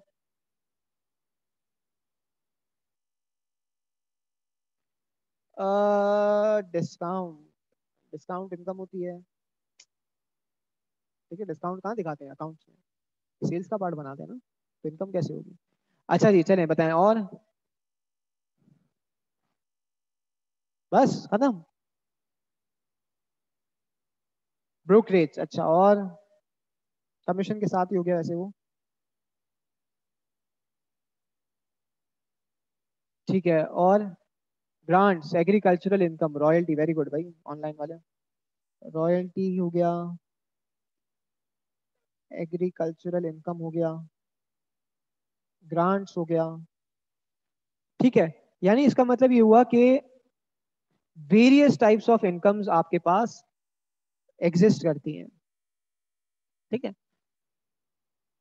तो एक सॉल्यूशन तो ये था कि गवर्नमेंट क्या करती, लॉ मेकर क्या करता, वो कहता भाई जिसकी जो इनकम हो, जो इनकम हो सब मिलाओ और उसके बाद X% का टैक्स दे देना, 10% का टैक्स दे देना। ठीक है, यानी बड़ा सिंपल सिस्टम आपका टैक्स का। जो भी इनकम हो सबको सम करो और 10% का टैक्स दे देना। लेकिन क्या ये वाइबल और ये एक अच्छा सॉल्यूशन है? क्यों क्यों अच्छा सॉल्यूशन नहीं है? हमजा कह रहे हैं इनइक्वालिटी होगी। Very good Hamza, very good. ठीक है, और हर किसी की टैक्सेबल इनकम डिफरेंट है। ठीक है, और लिखना नहीं है। ठीक है, और सॉरी,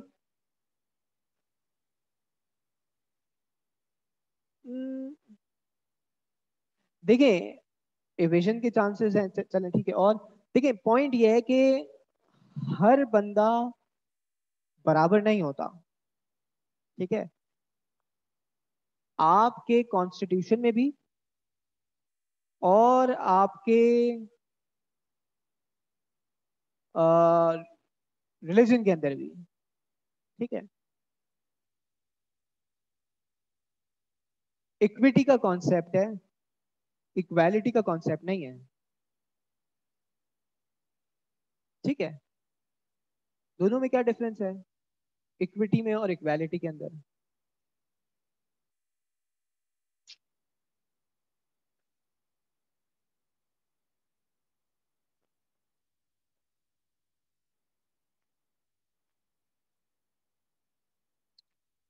जबरदस्त। इक्विटी इक्वालिटी का मतलब ये होता है कि सब बराबर हैं, सब बराबर हैं। ठीक है, ये जो आप अभी सुन भी रहे थे थोड़े टाइम पहले, ये जो मार्च वार्च चल रहे थे, सब बराबर। ठीक है, नहीं सब बराबर नहीं है। अच्छा, मैं उनके अगेंस्ट बात नहीं कर रहा, ऐसा नहीं यही प्रोटेस्ट शुरू हो जाए। ठीक है, ठीक है। इक्विटी का कॉन्सेप्ट है, जैसे फॉर एग्जांपल आप देखेंगे क्लासेस के अंदर कि अगर कोई बच्चा लड़का, ठीक है, रिवाइज नहीं करके आएगा तो वो क्लास के बाहर चला जाएगा। ठीक है, बाहर बाहर भेजा जाएगा। लेकिन अगर कोई फीमेल रिवाइज करके नहीं आएंगी, ठीक है, तो उनको क्या कराया जाएगा? खड़े हो जाए अपनी जगह पे, इधर ही खड़े हो जाए आप। ठीक है, अब बच्चे बोलते हैं कि यार ये तो जाती है, हम कर रहे हैं तो आप बाहर निकाल देते हैं, ये कर रहे हैं तो क्लास में खड़ा रखा हुआ है। तो भाई अगर सब बराबर होते तो ट्रीटमेंट भी बराबर होता। ठीक है, तो इसका मतलब सब बराबर नहीं है। इक्विटी का कॉन्सेप्ट है। इक्विटी का मतलब क्या होता है? इक्विटी का मतलब ये होता है कि जो जैसा डिजर्व करता है उसको वैसा दिया जाए। ठीक है, जिसे आप अदल भी कहते हैं ना, जस्ट एंड फेयर और जस्टिस की जो आप बात करते हैं, अदल का क्या मतलब है? अदल का ये मतलब है कि मुझे भी बराबर मिले, आपको भी बराबर मिले। इस्लाम ये नहीं कहता, इस्लाम ये नहीं कहता सब सब बराबर हो, इसकी भी 100 रुपये इनकम हो उसकी भी 100 रुपये। नहीं, जो जैसा डिजर्व करता है उसको वैसा ट्रीटमेंट दिया जाए। ठीक है, अब आप डिजर्व ये करते हैं कि आपको क्लास के बाहर निकाल दिया जाए, आपको खड़ा करने से कोई असर नहीं होने वाला। ऐसे ही है ना? ठीक है, अगर आपको सही करना है तो आपको बाहर निकालना पड़ेगा। और इनको सिर्फ बोल दिया जाए, थोड़ा सा स्ट्रिक्ट हो गए, तो बहुत सारे ऐसे होते हैं यही जो है वो आंसू भी निकलना शुरू हो जाते हैं। ठीक है, तो डिपेंड करता है कि भाई लोग कैसे हैं। ठीक है, तो इसका मतलब ये हुआ कि आपके पास जो कॉन्सेप्ट है वो इक्विटी का कॉन्सेप्ट है, इक्वालिटी का कॉन्सेप्ट। ठीक है, तो इसलिए हमने कहा कि ये नहीं हो सकता कि दोनों को बराबर कर दिया जाए। ठीक है, सारे इनकम बराबर नहीं हो सकती। जो सैलरी कमाने वाला बंदा है उसको आप इनकरेज करें, उस पे ज्यादा टैक्सेस ना चार्ज करें। इनकम फ्रॉम बिजनेस कमाने वाला बंदा है, ठीक है, वो रेवेन्यू नहीं कमा रहा सिर्फ, सही है, ये तो नहीं है ना सिर्फ रेवेन्यू मिल रहा है, सेल ऑफ गुड्स पे सिर्फ सेल्स ही हो रही है, भाई कॉस्ट भी तो लग रही है। इनकम का मतलब क्या होता है? इनकम का मतलब क्या होता है? प्रॉफिट का मतलब क्या होता है? Revenue minus cost. ठीक है, तो अगर आपका लॉ ये कहे सब बराबर है, तो फिर बराबरी में तो ये होना चाहिए कि सैलरी के अंदर जो इनकम आ रही है उस पर टैक्स लग रहा है, तो बिजनेस में भी जो रेवेन्यू आ रहा है उस पर टैक्स लगना चाहिए। लेकिन बराबर तो नहीं है भाई, सैलरी वाले के कोई एक्सपेंस नहीं हो रहे, वो उसे सिर्फ काम करने के अगेंस्ट पैसे मिल रहे हैं, यहाँ तो इसके एक्सपेंस भी हो रहे हैं। ठीक है, तो सब बराबर कैसे हैं फिर? ठीक है, तो हमने कहा कि इसी वजह से उसने क्या किया, इस तरह के बहुत सारे आर्ग्यूमेंट्स। ठीक है, तो उसने क्या किया, उसने कहा कि भाई मैं आपके सारी इनकम्स को डिवाइड करता हूँ 5 हेड्स ऑफ इनकम के अंदर, जैसे सर ने आपके साथ डिस्कस भी किया होगा। ठीक है, अच्छा भाई कौन कौन से हेड्स में मैं डिवाइड कर देता हूँ इसको, सैलरी के अंदर, और इनकम फ्रॉम प्रॉपर्टी के अंदर, और इनकम फ्रॉम बिजनेस में, और कैपिटल गेन्स, और इनकम फ्रॉम अदर सोर्सेस। ठीक है, तो हमने कहा कि भाई ये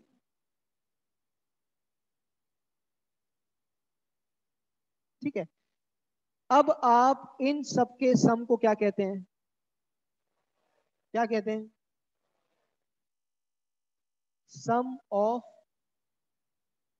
all heads of income. Hello,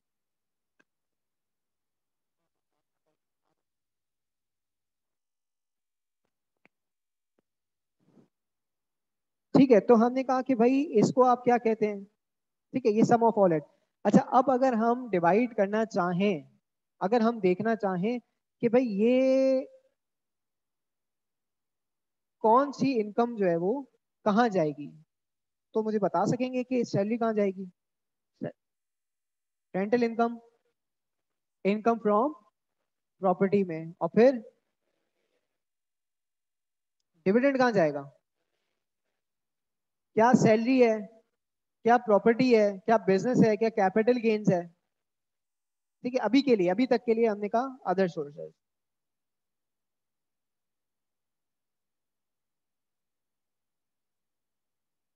चलें, अभी अभी प्री मेच्योर है ये डिस्कशन। ठीक है, अभी सामने स्ट्रेट फॉरवर्ड है, अभी हम इनकम फ्रॉम प्रॉपर्टी की बात कर लेते हैं। ठीक है, अच्छा, इंटरेस्ट जनरली अदर सोर्स, वैसे तो वही बात कि अगर बिजनेस है तो फिर इनकम फ्रॉम बिजनेस में, बैंक्स है तो उसके लिए इनकम फ्रॉम बिजनेस बनना चाहिए फिर। ठीक है, लेकिन अभी हम, अच्छा फिर डिस्पोजल गेन कहाँ जाएगा, डी के अंदर जाएगा। अच्छा, फिर प्राइस, कमीशन, ई मैन्युफैक्चरिंग, सर्विस, डोनेशंस। हमने कहा कि अगर नॉन प्रॉफिट ऑर्गेनाइजेशन है तो उसकी तो मेन इनकम ही यही होती है, तो कहाँ ये क्या हो जाएगी, ठीक है, सी हो जाएगा। Discount, royalty, agricultural income, depend करता है एग्जैक्टली। ठीक है, ग्रांट्स, जनरली अदर सोर्सेज। ठीक है, अच्छा ये फुल एंड फाइनल नहीं है, ये अभी हमने बहुत, मतलब आप समझे पूरा कोर्स ही इसी सारी चीज के ऊपर है। ठीक है, तो अभी तो बहुत बेसिक्स के ऊपर अभी हमने यहाँ पे बात की है। क्लियर है, यहाँ तक सब साथ है, सॉरी, डिपेंड करता है। ठीक है, डिपेंड करता है। अगेन हमने कहा कि जब आप इनकम फ्रॉम अदर सोर्सेज की लिस्ट देखेंगे तो वहां कमीशन लिखा हुआ है, इसका एक रीजन ये है। डिटेल में हम फिर बाद में इंशाल्लाह बात करेंगे। अच्छा, अब मेरे साथ चलेंगे सब। हमने कहा कि भाई सैलरी, फिर मेरे साथ रिपीट करें कौन कौन से हेड्स ऑफ इनकम है। Number 1, number 2, number 3, number 4, number 5। ये मोबाइल इनसे ले लें, ये मोबाइल आप इनके पास रखवा दें।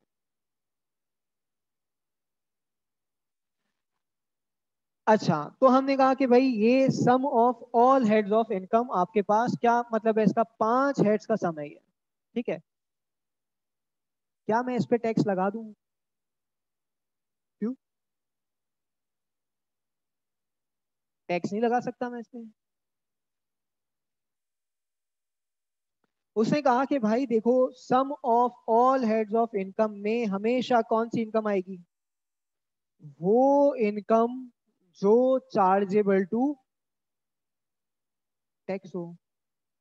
ठीक है, ऐसा ही है ना, वो इनकम जो चार्जेबल टू टैक्स हो वो आएगी sum of all heads of income में। तो इसका मतलब क्या हुआ, इसमें exempt income included.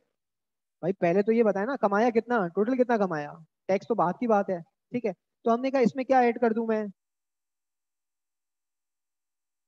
Exempt income मैंने इसमें ऐड कर दिया, तो एज अ रिजल्ट मेरे पास क्या आ जाएगी, टोटल इनकम। यानी इसका मतलब टोटल इनकम जो है वो सम है किस चीज का, ठीक है। ये है सेक्शन 11, ये है सेक्शन 10, ठीक है। सेक्शन याद नहीं करने आपने, ठीक है, सिर्फ रेफरेंस पर्पज के लिए। तो हमने कहा इसका मतलब ये हुआ, सुनेंगे सब, इसका मतलब ये हुआ कि कभी भी, बेसिक पॉइंट, कभी भी सैलरी में एग्जेम्प्ट सैलरी नहीं आएगी, ठीक है। ऐसा ही हुआ ना इसका मतलब, कभी भी income from property, income from business, capital gains और इनकम फ्रॉम अदर सोर्सेज में कोई ऐसी इनकम नहीं आएगी कि जो एग्जेम्प्ट फ्रॉम टैक्स हो। तो फिर एग्जेम्प्ट इनकम कहाँ आएगी, अलग से। एग्जेम्प्ट इनकम का कोई हेड नहीं होता, एग्जेम्प्ट इनकम सारी मिला के आप कहाँ लिख देंगे, यहाँ पे, ठीक है, एग्जेम्प्ट इनकम के साथ। सब मेरे साथ है यहाँ तक, ठीक है। तो हमने कहा अब आपके पास क्या आ गई, टोटल इनकम, इस पे टैक्स लगा दूं मैं, क्यों, टैक्स लगा दूं इस पे, क्यों नहीं लगाऊं। तो हमने कहा भाई इस पे टैक्स लग नहीं सकता, क्यों, इसमें क्या चीज दी हुई है। तो ये तो आप इसमें से क्या कर दें, माइनस कर दें। तो भाई जब हटाना ही था तो फिर लगाया क्यों था, ऐड क्यों किया था। हम्म? जी जी जी बताएं।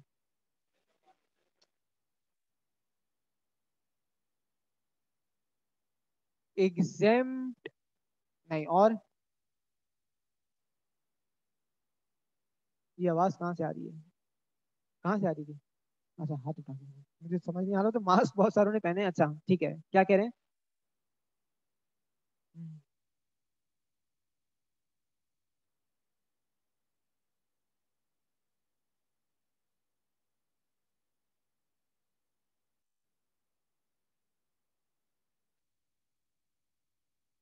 ठीक है, और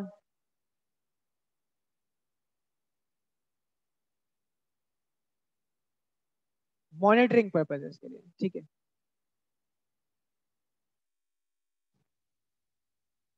कंडीशन मतलब,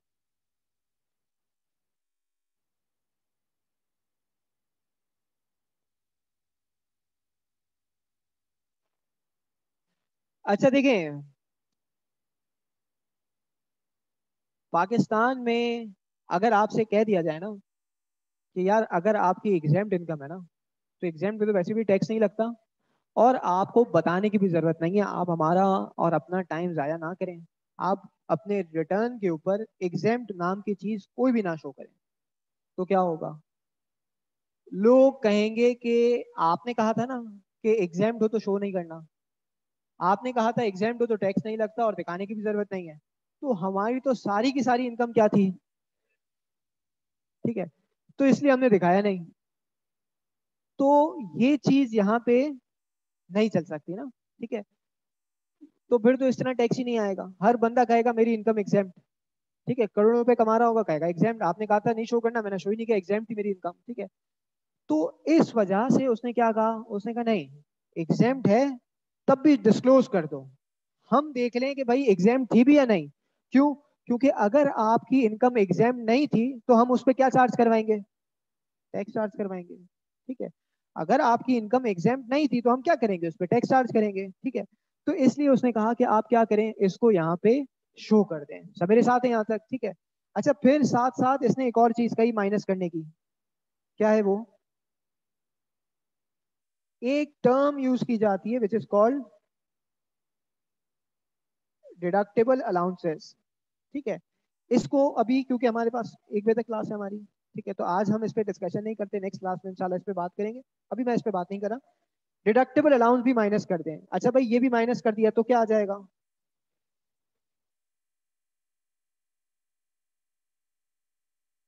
यानी इसका मतलब क्या हुआ कि अगर मैं टैक्सेबल इनकम की बात करूं, सुनेंगे सब, सुनेंगे, तो टैक्सेबल इनकम कंप्यूट करने के दो तरीके हैं। कोई बताएगा दो तरीके कौन से हैं? टैक्सेबल इनकम कंप्यूट करने के एक तरीका तो है, वो कौन सा है? सामने लिखा हुआ है आपके। क्या करें? टोटल इनकम में से माइनस कर दें। क्या माइनस कर दें? डिडक्टेबल अलाउंस माइनस कर दें, और तो आपके पास क्या आ जाएगी? एक तरीका तो ये है। दूसरा तरीका क्या है? ये दोनों ऐड ऐड और लेस हो रहे हैं ना, एग्जाम्प्ट इनकम ऐड और लेस हो रही है। तो अगर मैं इसके इफेक्ट को हटा दूं तो मैं क्या कहूं? Sum of all heads of income में से अगर आप डिडक्टेबल अलाउंस माइनस करेंगे तो आपके पास क्या आ जाएगा? यही है ना, यही दो तरीके हैं ना। ठीक है, कि अगर आप अपनी टैक्सेबल इनकम को चेक करना चाहते हैं कि सही आ रही नहीं आ रही, तो दो तरीकों से चेक कर सकते हैं। एक तो टोटल इनकम में से एग्जाम्प्ट माइनस करें, डिडक्टेबल अलाउंसेस माइनस करें तो आ जाएगी। दूसरा क्या है? सम ऑफ ऑल हेड से डायरेक्ट आप डिडक्टेबल अलाउंसेस माइनस करें तो आ जाएगी। सब मेरे साथ हैं? क्या इस पे टैक्स चार्ज कर दूं? कर सकता हूं टैक्स चार्ज? नहीं कर सकता। ठीक है, रुकेंगे। पार्शली आपका जवाब सही है। ठीक है, सुनेंगे सर। अब इसमें से मैं क्या लेस करता हूं, कोई बताएगा? सेपरेट ब्लॉक ऑफ इनकम, ये भी इससे मैं क्या कर देता हूं?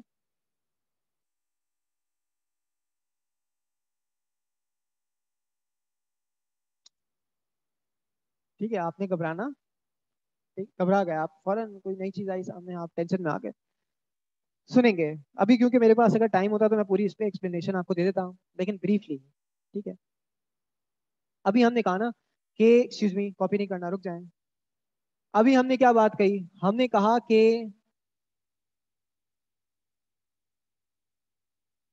इक्विटी और इक्वालिटी की बात की थी हमने। ठीक है, तो लॉ मेकर ने क्या किया है? लॉ मेकर ने कहा कि मैंने डिफरेंट तरह के टैक्स रेट्स बनाए।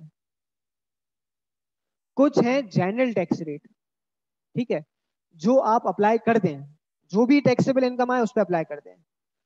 कुछ वो है कि जो जनरल नहीं है, जो स्पेसिफिक टैक्स रेट्स हैं। ठीक है, स्पेसिफिक टैक्स रेट्स अगर आपके पास हैं तो फिर स्पेसिफिक इनकम पे स्पेसिफिक टैक्स रेट अप्लाई होंगे। छोटी सी एग्जांपल, ठीक है, ये एग्जांपल शायद सही नहीं है लेकिन सिर्फ समझाने के लिए दे रहा हूं, आगे जाके मैं इसको क्लियर करूंगा इसको। For example, income from property, income from property के रेट्स अलग दिए हुए हैं, और फॉर एग्जांपल बाकी सारी इनकम्स के रेट्स अलग दिए हुए हैं। ठीक है, तो इसका मतलब क्या हुआ? इनकम फ्रॉम प्रॉपर्टी पे मैं जनरल रेट्स अप्लाई, यही मतलब हुआ ना, उसके रेट कम है, इनकम फ्रॉम प्रॉपर्टी के रेट्स कम है। तो मैंने क्या किया? मैंने सेपरेट ब्लॉक ऑफ इनकम यहां से माइनस कर दिया। यानी इसका मतलब क्या हुआ कि मैंने कोई अलग कोई क्लासिफिकेशन नहीं की है। सेपरेट ब्लॉक ऑफ इनकम का मतलब क्या है? कि वो इनकम जिसका रेट जो है वो डिफरेंट हो। ठीक है, rates other than general rates. ठीक है, हमारे पास थोड़ा सा, मैं दो दो तीन मिनट मुझे और दे दें ताकि मैं जो है वो, अब मुझे नहीं पता कि जूम लाइव क्लासेस हो रही हैं तो ये ऐसा नहीं डिस्कनेक्ट हो जाए, लेकिन चलें हम कंटिन्यू करते हैं, थोड़ा सा कंटिन्यू करते हैं ताकि ये separate block of income clear हो जाए। नेक्स्ट क्लास में फिर यहीं से डिस्कशन फिर से स्टार्ट करेंगे। अब क्या करूं? अब क्या करूं? अब tax rate, tax tax liability compute करने की बात है ना। तो अब जब मैं करूंगा तो मैं क्या करूंगा? टैक्स लाइबिलिटी जब कंप्यूट करूंगा, सुनेंगे सब, तो मैं क्या करूंगा? मैं दो क्लासिफिकेशंस बनाऊंगा, एक बनाऊंगा सेपरेट ब्लॉक ऑफ इनकम की, और एक बनाऊंगा अदर्स की। ठीक है, अदर्स कौन सा है? ये वाला। ठीक है, ये ए अपनी कन्वीनियंस के लिए लिख रहा हूं। ठीक है, इसका मतलब क्या हुआ कि यहां पे सेपरेट ब्लॉक ऑफ इनकम के ऊपर जो भी इनकम थी, इस पे जो इसका टैक्स रेट है वो अप्लाई कर दूं, और अदर्स पे कौन सा रेट अप्लाई कर दूं? जनरल रेट अप्लाई कर दूं। तो इस तरह से मेरे पास क्या आ जाएगी? टैक्स लायबिलिटी आ जाएगी। यानी इसका मतलब क्या हुआ कि अगर किसी हेड ऑफ इनकम का अलग से रेट गिवन है तो मैं टैक्सेबल इनकम में से उसको क्या कर देता हूं?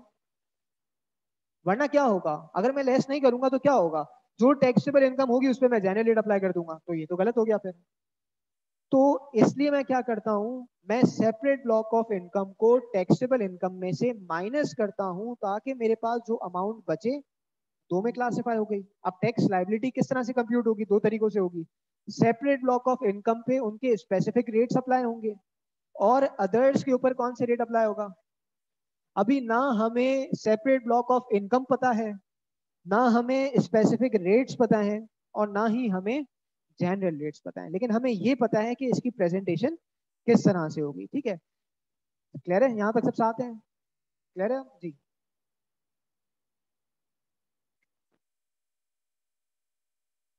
टर्म का इत्तेफाक से कोई नाम ही नहीं है, ठीक है, कुछ भी नाम नहीं है इसका। ठीक है, अब प्रेजेंटेशन के लिए देखें, हम कोई भी टर्म अपनी तरफ से नहीं लिखते, ये जो जो वर्ड्स लिखे हुए हैं ना, ये लॉ ने लिखे हैं। ठीक है, तो यहाँ पे आप नेट कह सकते हैं, इसे सिर्फ लिख दें नेट अमाउंट, नेट लिख दें आप सिर्फ। ठीक है, कुछ ना लिख के, इससे कोई फर्क नहीं पड़ता, हम लॉ के हिसाब से चल रहे हैं। ठीक है, हमारी अंडरस्टैंडिंग क्लियर है कि जब मैंने इसमें से separate block of income minus किया तो क्या बचा, नेट टैक्सेबल इनकम बची। ये कह सकता हूँ ना, इसे नेट टैक्सेबल इनकम कह दूं, लेकिन टर्म लॉ में डिफाइंड नहीं है, तो इसलिए हम इस पर बात भी नहीं करेंगे। लेकिन हमें पता है कि हमने ये माइनस क्यों किया। माइनस इसलिए किया कि सेपरेट ब्लॉक ऑफ इनकम के रेट्स अलग थे। टोटल इनकम के दो पार्ट्स हैं, इस तरह से समझें, टोटल इनकम के दो पार्ट्स हैं, एक पार्ट वो है जिसके रेट अलग हैं, एक पार्ट वो है जिसके रेट जनरल रेट्स हैं। ठीक है, तो हमने इसको दो में बाइफिकेट कर दिया, एक को नाम दिया सेपरेट ब्लॉक ऑफ इनकम का, और एक को नाम दिया, क्लियर है मेरे साथ हैं आप। रॉयल्टी क्या होती है, एग्जेम्प्ट इनकम। अच्छा भाई, जैन जुल्फिकार साहब का क्वेश्चन है कि रॉयल्टी क्या होती है। ठीक है, ये इनकम फ्रॉम अदर सोर्सेज में बात करेंगे, अगर अभी आपको नहीं पता, कॉपीराइट्स, पेटेंट, इस तरह की चीज होती है।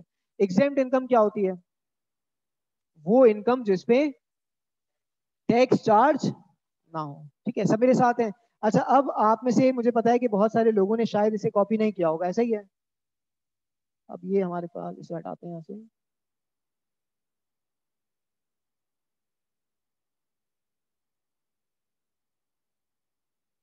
बिल्कुल ऐसा ही कर लेते हैं। जो ऑनलाइन क्लासेस ले रहे हैं, प्लीज अगर आप में से कोई स्क्रीनशॉट ले ले और इसको जो है वो ग्रुप पे डाल दे।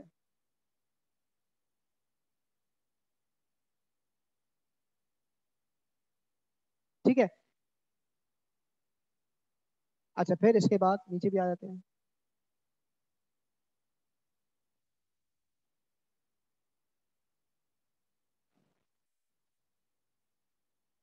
अच्छा भाई, रुक जाए रुक जाए रुक जाए रुक जाए रुक जाए रुक जाए, ये जो सवाल है, सेपरेट ब्लॉक ऑफ इनकम में से हम टोटल इनकम माइनस करेंगे या टैक्सेबल इनकम, दोनों में से कुछ भी नहीं माइनस करेंगे। हमने तो टैक्सेबल इनकम आ गई, उसमें से वो इनकम माइनस कर दी जिसके रेट्स अलग गिवन है। ठीक है, कहां से माइनस किया है, टैक्सेबल इनकम में से। देखें, रट्टा नहीं लगाना, कोई कोई भी रट्टा नहीं लगाएगा, इतनी मेहनत इसलिए नहीं करते कि आप जो है वो रट्टा लगाएंगे। टोटल इनकम में से क्या चीज माइनस होगी, एग्जेम्प्ट इनकम और डिडक्टेबल अलाउंसेस, तो क्या आ जाएगा आपके पास, टैक्सेबल इनकम आ गई। अब हमने क्या कहा कि टैक्सेबल इनकम पे एक चॉइस तो ये है कि स्ट्रेट रेट लगा दो। अब जब आप स्ट्रेट रेट लगाने जाएंगे तो कौन सा लगाएंगे, जनरल लगा रहे होंगे। लेकिन हमने कहा हमारी प्रॉब्लम क्या है, इस टैक्सेबल इनकम के अंदर कुछ इनकम का पार्ट वो भी है जिसके रेट अलग हैं जनरल रेट से। तो हमने दोनों को बाइफिकेट करने के लिए क्या कर दिया, टैक्सेबल इनकम में से सेपरेट ब्लॉक ऑफ इनकम को माइनस कर दिया, तो जो डिफरेंशियल बचा उसे अदर्स कह दिया। तो अब जब टैक्स लायबिलिटी कंप्यूट करूंगा तो उसके दो पार्ट्स हो गए, एक आपके पास सेपरेट ब्लॉक ऑफ इनकम बन गया, और दूसरा आपके पास,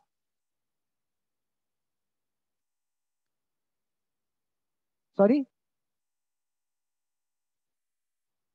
वो यहां से माइनस हो जाएगी। ठीक है, पांच नहीं है, एक दो तीन ही है, वो हम इंशाल्लाह जो है वो नेक्स्ट क्लास में मैं आपको सिर्फ बता दूंगा, जब वो रेलेवेंट हेड आएगा तो वहां डिस्कस करेंगे इसे। ठीक है जी, आगे मूव कर जाएं हम। चलें, अब यहाँ पे जो है वो हम क्लास को ऑफ करते हैं, इंशाल्लाह फिर नेक्स्ट क्लास में यहीं से डिस्कशन को कंटिन्यू करेंगे।